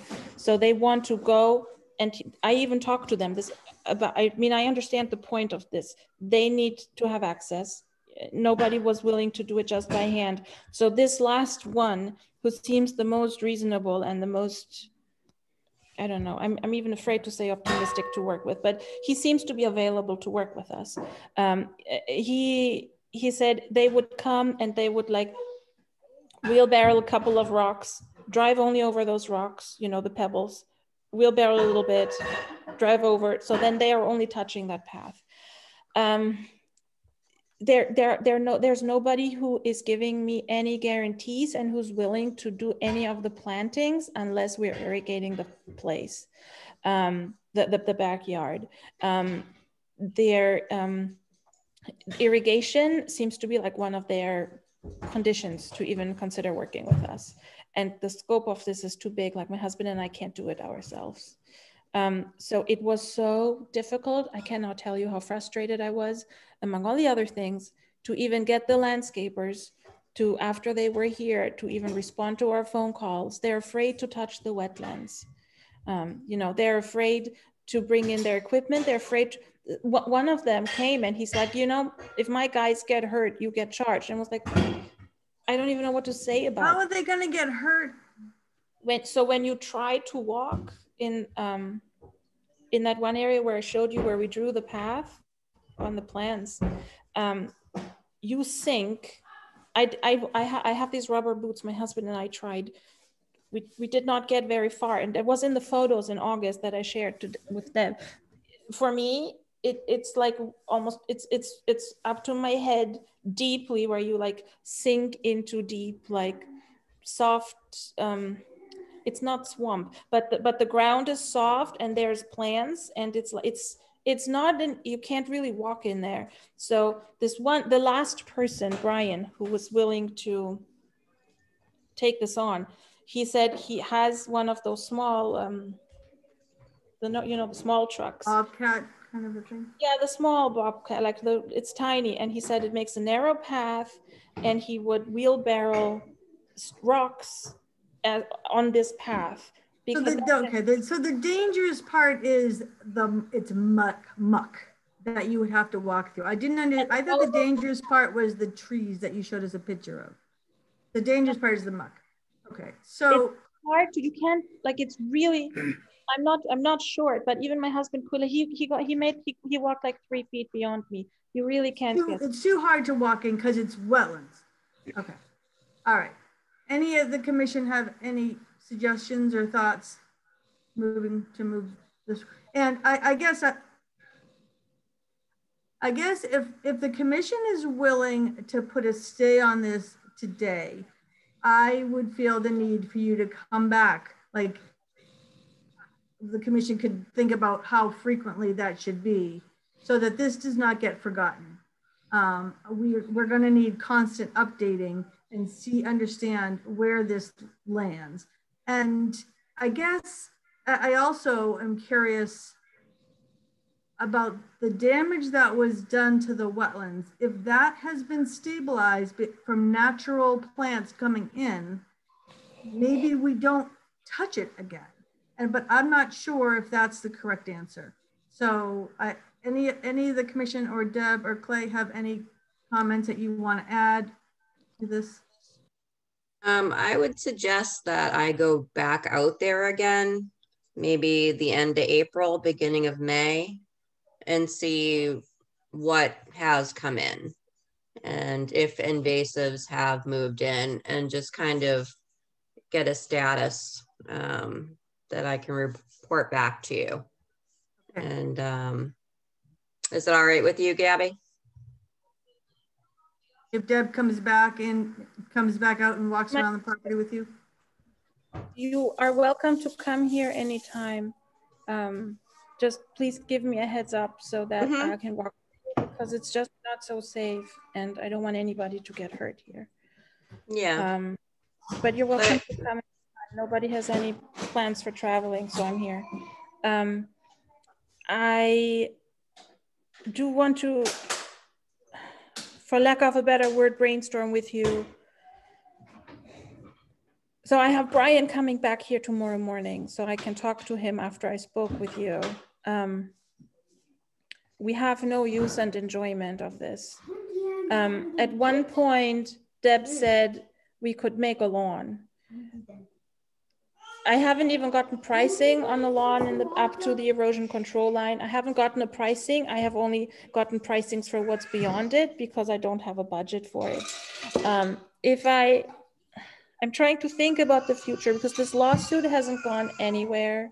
I'm adding this entire amount and the quotes I have that are the foundation to the slides that I put together for you, to our damages. But we have debris in the backyard, and our baby is beginning to walk. What do people do when they are in this situation in this area?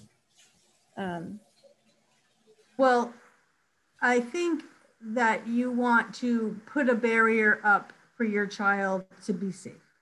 So what that barrier is, that is not in muck, because the muck is obviously the wetlands. So you don't want anybody walking in the wetlands. If that's your safety issue, that it's mucky and people sink, then you have a barrier of some sort. If you need to put up a fence, you talk to us about a fence that keeps your child safe.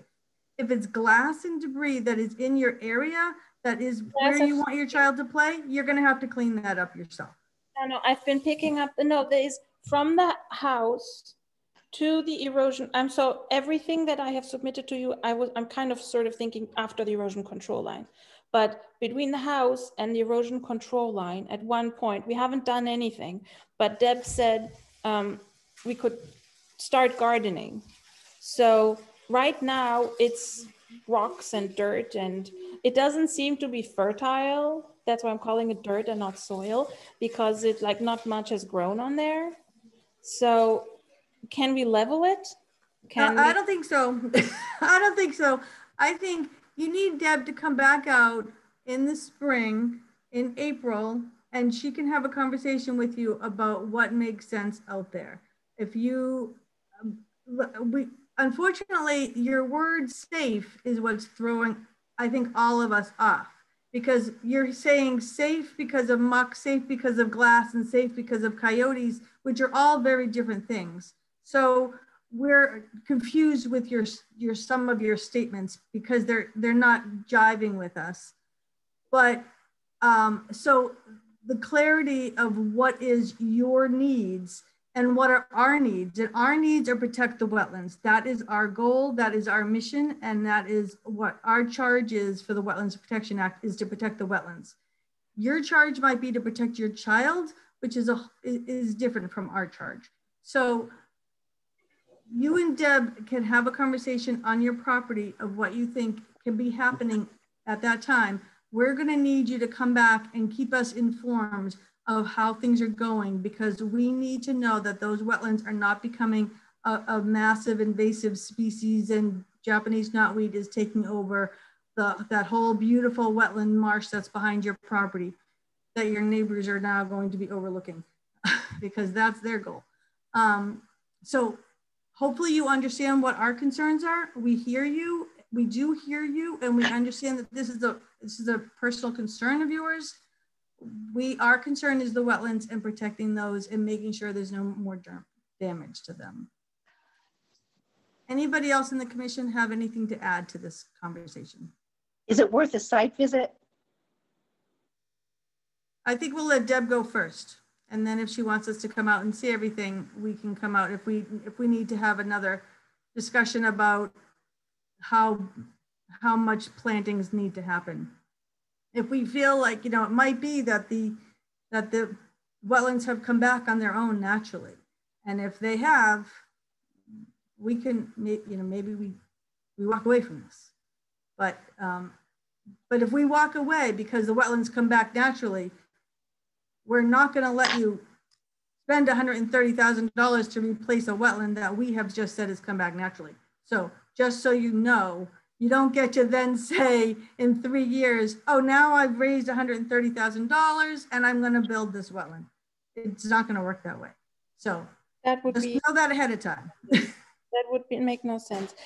Can I suggest, if you're open to this, for Deb to come? So Brian is coming back. He will be here. Actually, he's willing to work with me in any way. So he wants to come back and hear how this has gone and what we need to do tomorrow or on Saturday. If Deb is available on such short notice, I would welcome an opportunity to. Yeah, I'm afraid I don't think that she is. Sorry. I think my suggestion was that on the one hand, it would be helpful for me, for Deb then to come and see what my safety concerns are. And then maybe we can make a plan that I will share with my attorney that says, you know, maybe biannually, there will be a site visit to monitor the invasive species, or whatever you think is appropriate, Yeah. so that I can submit this and pass this on. That might make sense. I think that could make sense, that that Deb will just determine a good time, because it's going to be more useful for her to go out when things start actually growing, so she can see that there's what's growing, and that she'll be able to see if there's invasives coming up all over the place or not. That's, and maybe there's something else to be concerned with, but that's my initial thought. And then, so that can be by the end of April. She can, does that make sense, Deb? That she can come out and have that conversation with you, and then you can present what your plan of attack is to us, and then it will become a biannual reassessment, and maybe we can work with Deb to go out. But we don't usually have our staff constantly going to people's sites to see how their plantings are. That's not usually how this rolls. So, but we'll try to make this work with you. We're trying to work with you, but you have to work with us too. And we need to see that there's something happening besides a piece of paper that has a lot of plants on it. We need to see them. We need to see plants. Madam Chair, I really take offense at the way that you are presenting this, especially in front of the committee. I have spent over $6,000 since we uncovered the clearing for field resources to assess exactly what was disturbed. I have spent about $12,000 on various contractors to even work on these plants with me, because nobody wants to touch it. It was several months of work, and these insinuations that are on the record are hurtful. They are damaging to my efforts. And I have done nothing but express my sincere and utmost desire to comply with the Wetlands Protection Act. And I'm very sorry if that is what you took, because that is not what I was applying at all. I was trying to. I wasn't finished yet. When I talk about safety, there are many things that affect safety. I am sorry if this is confusing, and if you need written clarification of this, I'm happy to submit it. But I would also like to put on the record that I want a certain level of fairness as a citizen of Needham, an honest and tax-paying person whose efforts should not be denied and belittled in this manner. And I apologize if that is how you took this conversation.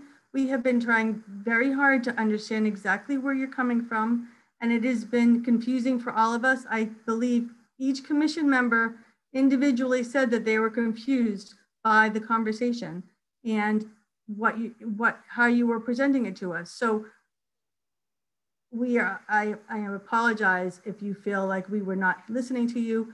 We were each confused in our own right. And I was trying to explain what the confusion was. And when you explained to me that safe was because people were sinking in the mud, that light bulbs went off in my head. I'm like, oh, that's different than glass that is being picked up. And glass is a safety issue too, but it's a different safety issue, and why contractors are struggling getting into the back. I didn't understand that they were sinking in the mud. I don't really want them in the mud, because that tells me that that's the wetland. It also tells me that it's really wet and that you shouldn't need an irrigation well because it's really wet. But I'm not a landscaper. I'm not a landscape designer. I'm just a volunteer commission member. So we're sorry if you heard something. We were been trying to listen to you. We have been working with you for a long time now. So we now are having our staff go out and work with you. She can't come tomorrow. She can't come on Saturday, but she can come at the end of April when she will arrange a visit with you and look at what's growing in your property. One other thing that is concerning for me, trying to make clear from the safety, when you step out from the back of the house toward the backyard, yes, where the wetlands are, when you step out of the house up to the erosion control line, there's very little growth. There's like not much. There are big rocks. There is, it's huge bumpiness. I'm wondering if we could have Brian somehow level it and even plant it with something, even if it is like wild meadow, something that is native, just something that my kids can walk on, because we've been here for almost a year, and you step out anywhere, we have no, even in the front of our house, we have no landscaping. So in the front, it's fine because there's a lot of gravel and it's flat, but in the back, you fall into, you know, whole, it's uneven grounds, and nothing seems to grow there. And I'm wondering if I could at least brainstorm what we can do. Can we remove the big rocks and maybe like put them at the edge? Can we, I'm just asking, we haven't done any of this. Is this within the 100-foot buffer zone? No, it's all house? before. It's all closer to the house. Well, it's in the 200-foot riverfront area. It's in the 200-foot riverfront area, but not within 100 foot of the buffer zone. Correct. Deb, are you comfortable with her clearing the rocks? Yeah, I'm wondering, so what was proposed in that area to begin with? In that area that... Yeah, I think I'm happy to share. I think the only thing we've ever talked to was that the cheapest thing was to just do grass, but I'm open to whatever. I think we just put it there with field resources as a placeholder, right now, because the baby's walking too, and the other one is running, and he picks up stones and they fall on him, and it's not really anything.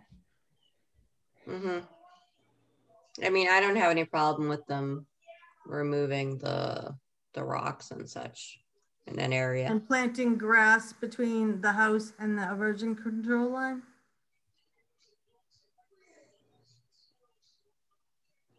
Or do you need to see it to just say that?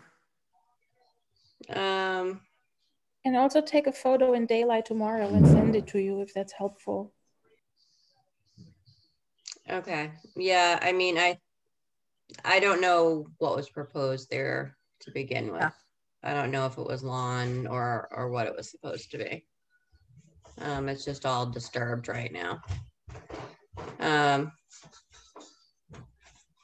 So yeah, I think we should probably revisit whether lawn can go in there or not.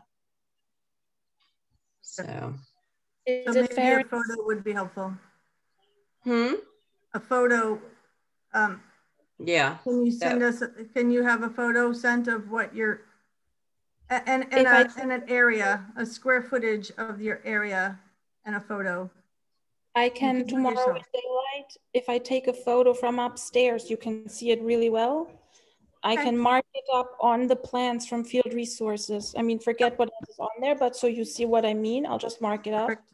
That would be helpful. Deb, is that okay? And then yeah, send it to me. Deb can make an administrative decision on it. Okay. That will be fine. I appreciate that. Does any commission members have anything more to add? Is there anybody in the audience that is in the audience? There are no hands raised. So are we supposed to be making an actual decision? Deb will make a decision on the lawn piece, and then she will also go back out in April, and maybe it would be best if you plan to come back after Deb comes out in April, and so we can have another conversation about where this is going from there. Is that all right? I want to work with you, so I'll make that work. Right, great. All right, so we will take this back up again in a couple of months. There is some other business to attend to, so thank you very much. You can, you're good, thanks. Is there anybody in the audience that we need that is here for one of these other businesses?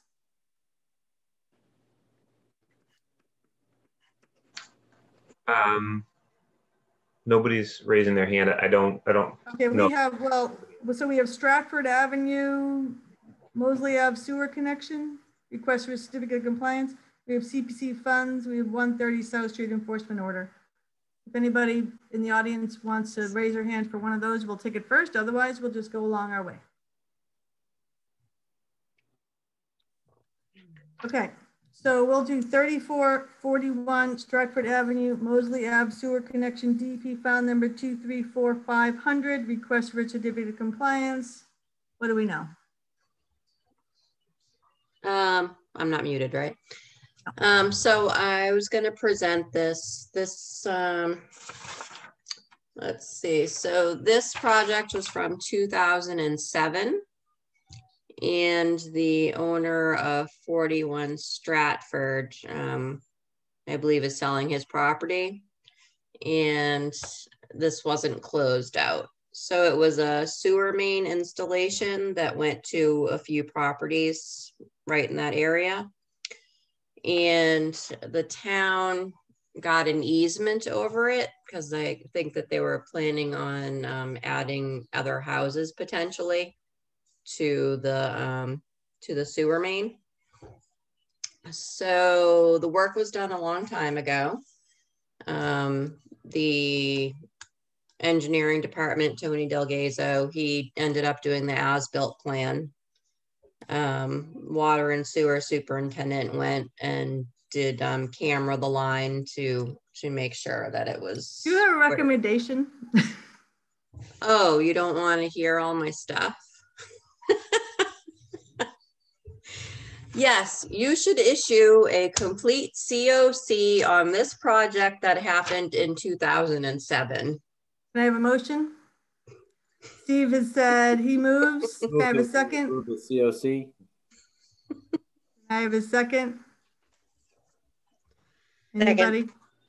Sue, thank you very much. Can I have a vote? A vote. Okay, all in favor? Peter. Aye. Artie. He walked away. Bill. Aye. Sue. Aye. Yeah, Stephen. Aye. Janet, aye. All right. Motion approved, certificate of compliance, good to go. CPC funds and open space discussion. Well, why don't we do South first? Because that's Artie. Artie is about CPC. Okay, 130 South Street enforcement order request to rescind. Oh yeah, I read that.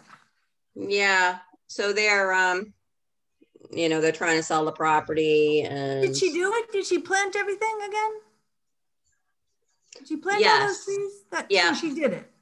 Yes. So we're good. So we already issued the COC. Okay. And the lawyer came back and wants us to essentially rescind it. So that's fine, right? The actual vote is for a dissolution of the enforcement order. A dissolution. Yeah. Okay. Can I have a motion? That's what you're going to vote on, and then you're going to sign it. Okay. Can I have a motion for a dissolution of the enforcement order for 130 South Street? So moved. Second. Can I have a second? Second. Thank you, Artie. All in favor? Peter. Sue. Yeah, aye. Bill. Aye. Artie. Aye. Stephen. Aye. Janet, aye. Okay, done. Artie, while you were off video, we issued a certificate of compliance for a sewer connection from 2007. Mm-hmm. Okay, CPC funds and open space discussion. Is that you, Artie? Oh yeah. Yeah, I'm sorry about that. Yes. Yes. Okay. So, sorry about that. Yeah. So during the CPC meeting, we're talking about Of course, we have the buckets of funds where we want to put money towards, and you know, right now there isn't a lot of money in there for open space, specifically how the Conservation Commission is looking at open space. So we wanted to get some idea of, you know, let's say what the Conservation Commission might want in the future. I mean, you know, what do we envision buying? How much money do we envision? Of course, that's a very open-ended question. But if we can have some pathway of something for the CPC, it may help us get there. Because right now, we're not going anywhere. Did you get the email that I forwarded to you? Patty Carey? Yeah. Yeah, I got it. So, because I thought we usually held $1 million or something. That's what the email was. $1 million in open space funds in the event a property appears that we can buy. Yeah, well, that's a question. I mean, is $1 million, does that buy us anything that might come Well, up? I guess that probably won't buy us much. Yeah, does that buy us anything? So again, just there's the question: do we want to, you know, do we want to request that we add to that? We keep adding to that. Keep setting aside, you know, a little building a little bit more of a year. Set something aside to make it easier for us to purchase something when it comes up without us having to. Yeah, is any of that money going into the open space bucket, the actual open space bucket, or is it going into the big bucket that everybody gets to pull from? Well, there's like 3 buckets plus the big bucket. Well, I mean, kind of the open space bucket kind of goes towards recreation as well. I mean, we're setting money aside for the real open space per se. Not that recreation isn't, but we're setting that aside for open space that, for example, that falls a little bit more under what the town wants to buy for land, to keep it as land, what the conservation wants to buy for land, keep it as conservation land. We're setting that aside. And so it's almost like a 4th bucket, if you will, because recreation falls under the similar category, although some of that recreation we've put under this more of a generalized column. But again, there are 3 buckets. We've kind of separated almost like 4 or 5 buckets. Well, do you have a recommendation for us? Do I know? We didn't come back. We didn't settle on any recommendation at the time. It was more like, do we have any thoughts? Does the CPC committee have any thoughts about it? And we don't. I don't. All I said at the CPC meeting was $1 million doesn't buy it much. I know that Lisa Stanley and Roy Kramer always wanted a lot of money. I mean, that's where the million, you know, they always wanted money there. And I don't know what the right amount is either. I mean, now have we ever had, how often do we ever actually have land? Actually, two things. How often have we ever actually had land come to us so someone says, hey, we'd like to donate it, or will you buy it off me? Or how many times have we ever actually sought it out? Peter, you have an opinion on that? Yeah, actually, I have a quick just clarification, because we went down this path when I was on CPC a number of years ago. Is this money that would come into the Concom's budget, or is this a proposal for a more general bucket that's not under our control? I don't see it going into the Concom bucket. Budget, excuse me, because this is something the CPC votes. We're going to vote on a proposal coming to us. The Conservation Commission brings a proposal that, you know, we would like to buy this land, and we would like to use some CPC money for it. Yeah, no, I mean, so we tried to play this a few years ago, in which you say, well, then CPC should give Concom, you know, X amount of money so that we can have it as a sort of standing reserve in case something comes up. And their argument was, well, that's unnecessary, because if something comes up, the town will come together and raise the funds. And why does it have to be held by Concom? Yeah, it was more like a down payment. We would give the down payment, which is maybe what the $1 million were. So like a couple of lots came up on the end of Brewster when I was on CPC a long time ago.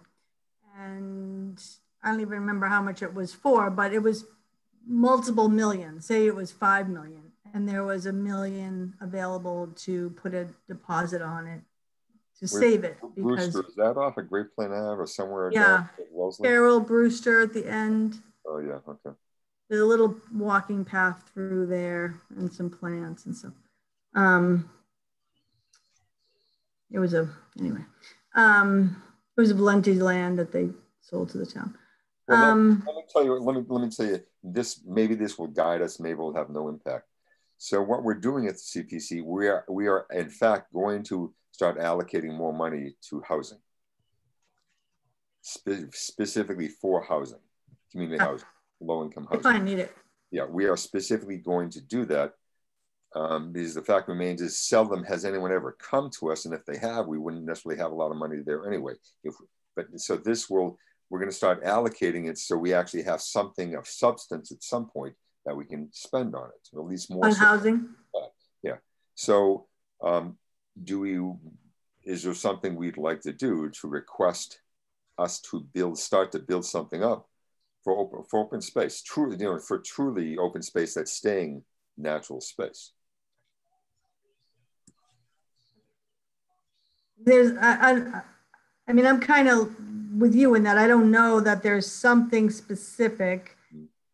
Lisa and Roy used to spout off properties that they thought would be good to be able to control, but some of them seemed so far off that it was like, we're not buying Foster's land, we're just not.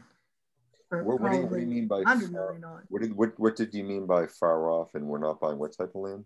Janet, I'm sorry, I didn't quite hear that. Well, I know that one of the properties that Lisa and Roy used to talk about a lot was directly across from Ridge Hill, and also on South Street, across the street, there's the Ridge Hill parcel that goes across the street, and the Foster property is right next to that. It's a large lot with a residential house on it, and it's beautiful and goes all the way to the Charles River, and it's lovely. My understanding is the Fosters have no intention of ever selling that to the town or to the Conservation Commission to be preserved. So it's a high out wish list, but it's not a realistic wish list. So I don't know if there is is there a piece that would, it's like, is there some little piece next to town, not Town Forest, but it's always Ridge Hill. Ridge Hill is what is our pride and joy kind of thing. So I don't know. Can we buy the land that the old mansion is on at Ridge Hill off the select board? If we play our cards right, maybe they'll eventually give it to us. I mean, it would be nice to actually have something like that happen. Actually, have we actually buy something specifically for conservation like this? Because I mean, once it's gone, certainly. Right. Once it's gone, it's gone. And so I just don't know what that land is. We have a map someplace that has open space, that has parcels that are adjacent to conservation parcels. Whether there's easements that we want for trails or something, or just to protect more conservation land adjacent to, I don't know, because I kind of feel like things that are next to rivers, well, that's within our jurisdiction anyway. So we have 200 feet in theory that should remain. So I have always struggled with the same exact question. So I'm not a good answer. Well, I mean, when you're saying, I mean, I understand why you'd say this, but are you saying that if it kind of falls into our in our jurisdiction, it's less desirable to buy or more desirable? Well, it's less desirable, and no one's going to be able to build on it anyway. Yeah. So do we need to own it if they can't build on it? Yeah, well, but it would be nice. I mean, it would be nice to be able to have some more trails that go, I don't know, either along the Charles River or someplace else in town adjacent to Ridge Hill, possibly. I just don't know where that property is. Yeah. Does anybody? I don't know myself. I'm thinking of properties like we just looked at, 94 Brookside, right against the Volante Swamp, and it's like that's a beat out. I just looked at Realtor.com. That was 1.8 on Realtor.com. So yeah, that seems like That seems like something perfect for us. Now, it's not going to be a trail or anything, but it's right adjacent to a nice wetland system. What did I say when we were out there, Sue? Why do Didn't I? I said this would make a nice little park. Yeah, right there. Yeah. Just leave it wooded and natural because it's in between houses. But there are other, there might be a house that comes up next to Rosemary Pond in one of these days, and we want to buy the house and demolish it and restore it back to a natural system. Yep. Right. So that's the kind of thing. Are there, and so do we want to have money in a fund that keeps getting built upon so that we could do that someday? And like that 1.8 million they bought that lot for with the house that burned down? Yeah, it's a beat up piece of land. Wow. That's amazing. Yeah. Oh. Well, I mean, it's a house with a view. You don't get many of those. Yeah. I have a car. Yeah, there you go. An oldie but goodie. And a safe. Yeah, it could have been conservation land with a view, I suppose. So what can, and I know like when I was on CPC, they kind of fought back. The town definitely kind of fought back on allowing us to have a fund that was to support buying open space. So the email that I forwarded you, that Patty Carey had sent to me, had the application for CPC, and the applicant is the town manager, select board, conservation, and park and rec commission for $1 million. And it says basically we hold discussions throughout the year regarding the possible purchase of land or easements on private property. All 3 boards have developed a list of specific parcels that would be beneficial for acquisition. CPA funds have been used in the past to purchase 2 parcels on Carroll Road and Brewster Road, as well as the parcel at 174 Charles River Street, adjacent to Walker Gordon. And then it says no specific parcel has been identified at this time, but the request has been submitted in the event that an opportunity becomes available. So why couldn't we request that be made $2 million instead of $1 million? That way, if a house parcel comes up adjacent to a wetland, maybe we have a shot at buying it. Right. Well, I mean, do we envision any options if, let's say, there isn't enough money? Options as far as, I mean, for example, the town has done this before. The parcel comes up, you know, the Owens poultry farmer comes up and the town acts very quickly. We need to buy. So is that ever going to happen with a small parcel of land that the Conservation Commission or should fall under? It might happen. And it might be that all of a sudden somebody comes to us and says, I have this property, would the Conservation Commission like to purchase it? And we want to have the ability to do that. But all we would have is a down payment, basically. Well, I mean, even if we had the money set aside, we'd still have to go through a process, a vote of allowing it to be spent that way, which means probably town meeting. Right. Yep. Oh, yeah. So, okay. So having the money in this is obviously, so it's there and ready to go for the purpose. It's there and ready to go, but also what happens is if there isn't enough, I mean, we have to go to town meeting anyway. If there isn't enough, what's there and ready to go also is sometimes some quote free cash. Something in another part of the operating budget to find a way to purchase something.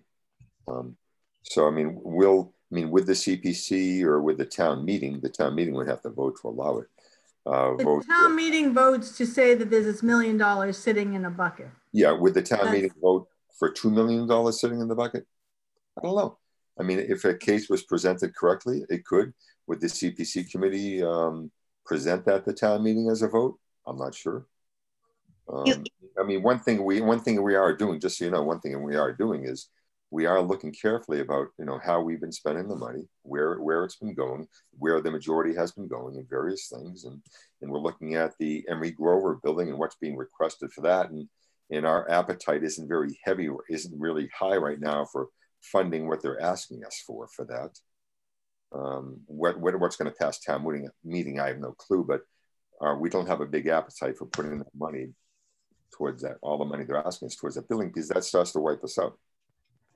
What we have, or the potential we have for other things, as in housing and open space and something else, and anything else, for example. So we are taking a closer look at what we're spending money on, which is probably the reason why this came up. We're looking at what's going on, how we're funding stuff. Well, that's good that we're looking at what's that's good. Yeah. So are you looking for any direction from us, or is this just a discussion? If this direction, send it out, and I'll relay it back. Yeah, I mean, I think the direction would be that we do like the idea of having some cash available throughout the year to use if something comes up. I mean, because something come up would be, okay, we spend money for a survey, or we spend money for soil testing, we spend money on signage, if that's, I don't really know, a lawyer's, if we were gonna buy a piece of land that's $5 million and we only had one, we at least have a little money to kind of get it going. Good faith effort of we can say to the owner, well, we can put I'm not a lawyer, so I'm kind of making it up. We can put down this deposit, town meeting comes along, with good faith effort, we really want to go, but we have to go to town meeting. So can you sit on it and not sell it to a builder for 6 months or 9 months or however long town meeting takes to come around again? Is there any chance to put it toward work with the trails? Or is that? That's a different, we would make a request. This is just a money to buy land. If we have a money because we want trail improvement, we would say we would like $20,000 for doing this specific trail and what has to happen to it. Yeah, exactly. Okay, so would you like me to go back, for example, as Steve was saying specifically, go back and say, say, well, for example, this land came up for sale, which would have been perfect. It was 1.8. That could happen again. So, and $1 million isn't really enough to do anything. Most times that will not be enough to do anything. We would like to request $2 million be set aside. That will make it easier for us to find some land to reserve. Would you like me to put that request in? I'm meeting my buck, but they may. Maybe we start with 1.5.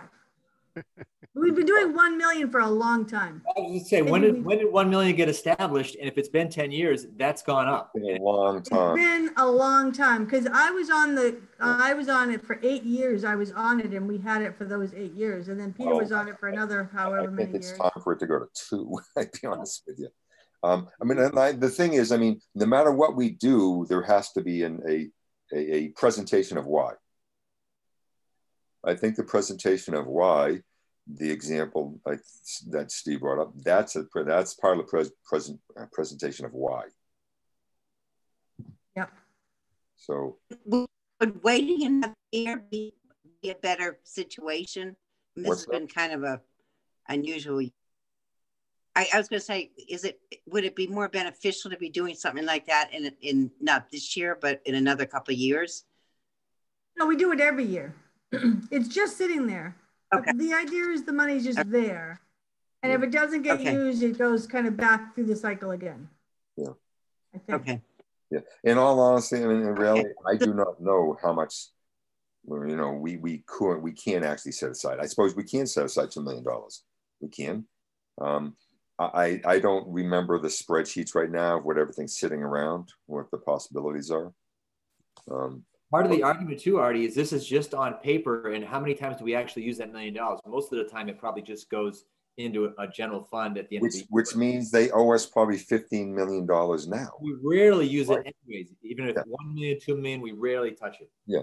So yeah, they owe us back pay anyway.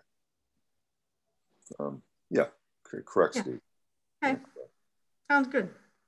So is that okay if I present that? Sure. Okay. Yeah. I don't think we have to vote on it. I think that that's just fine.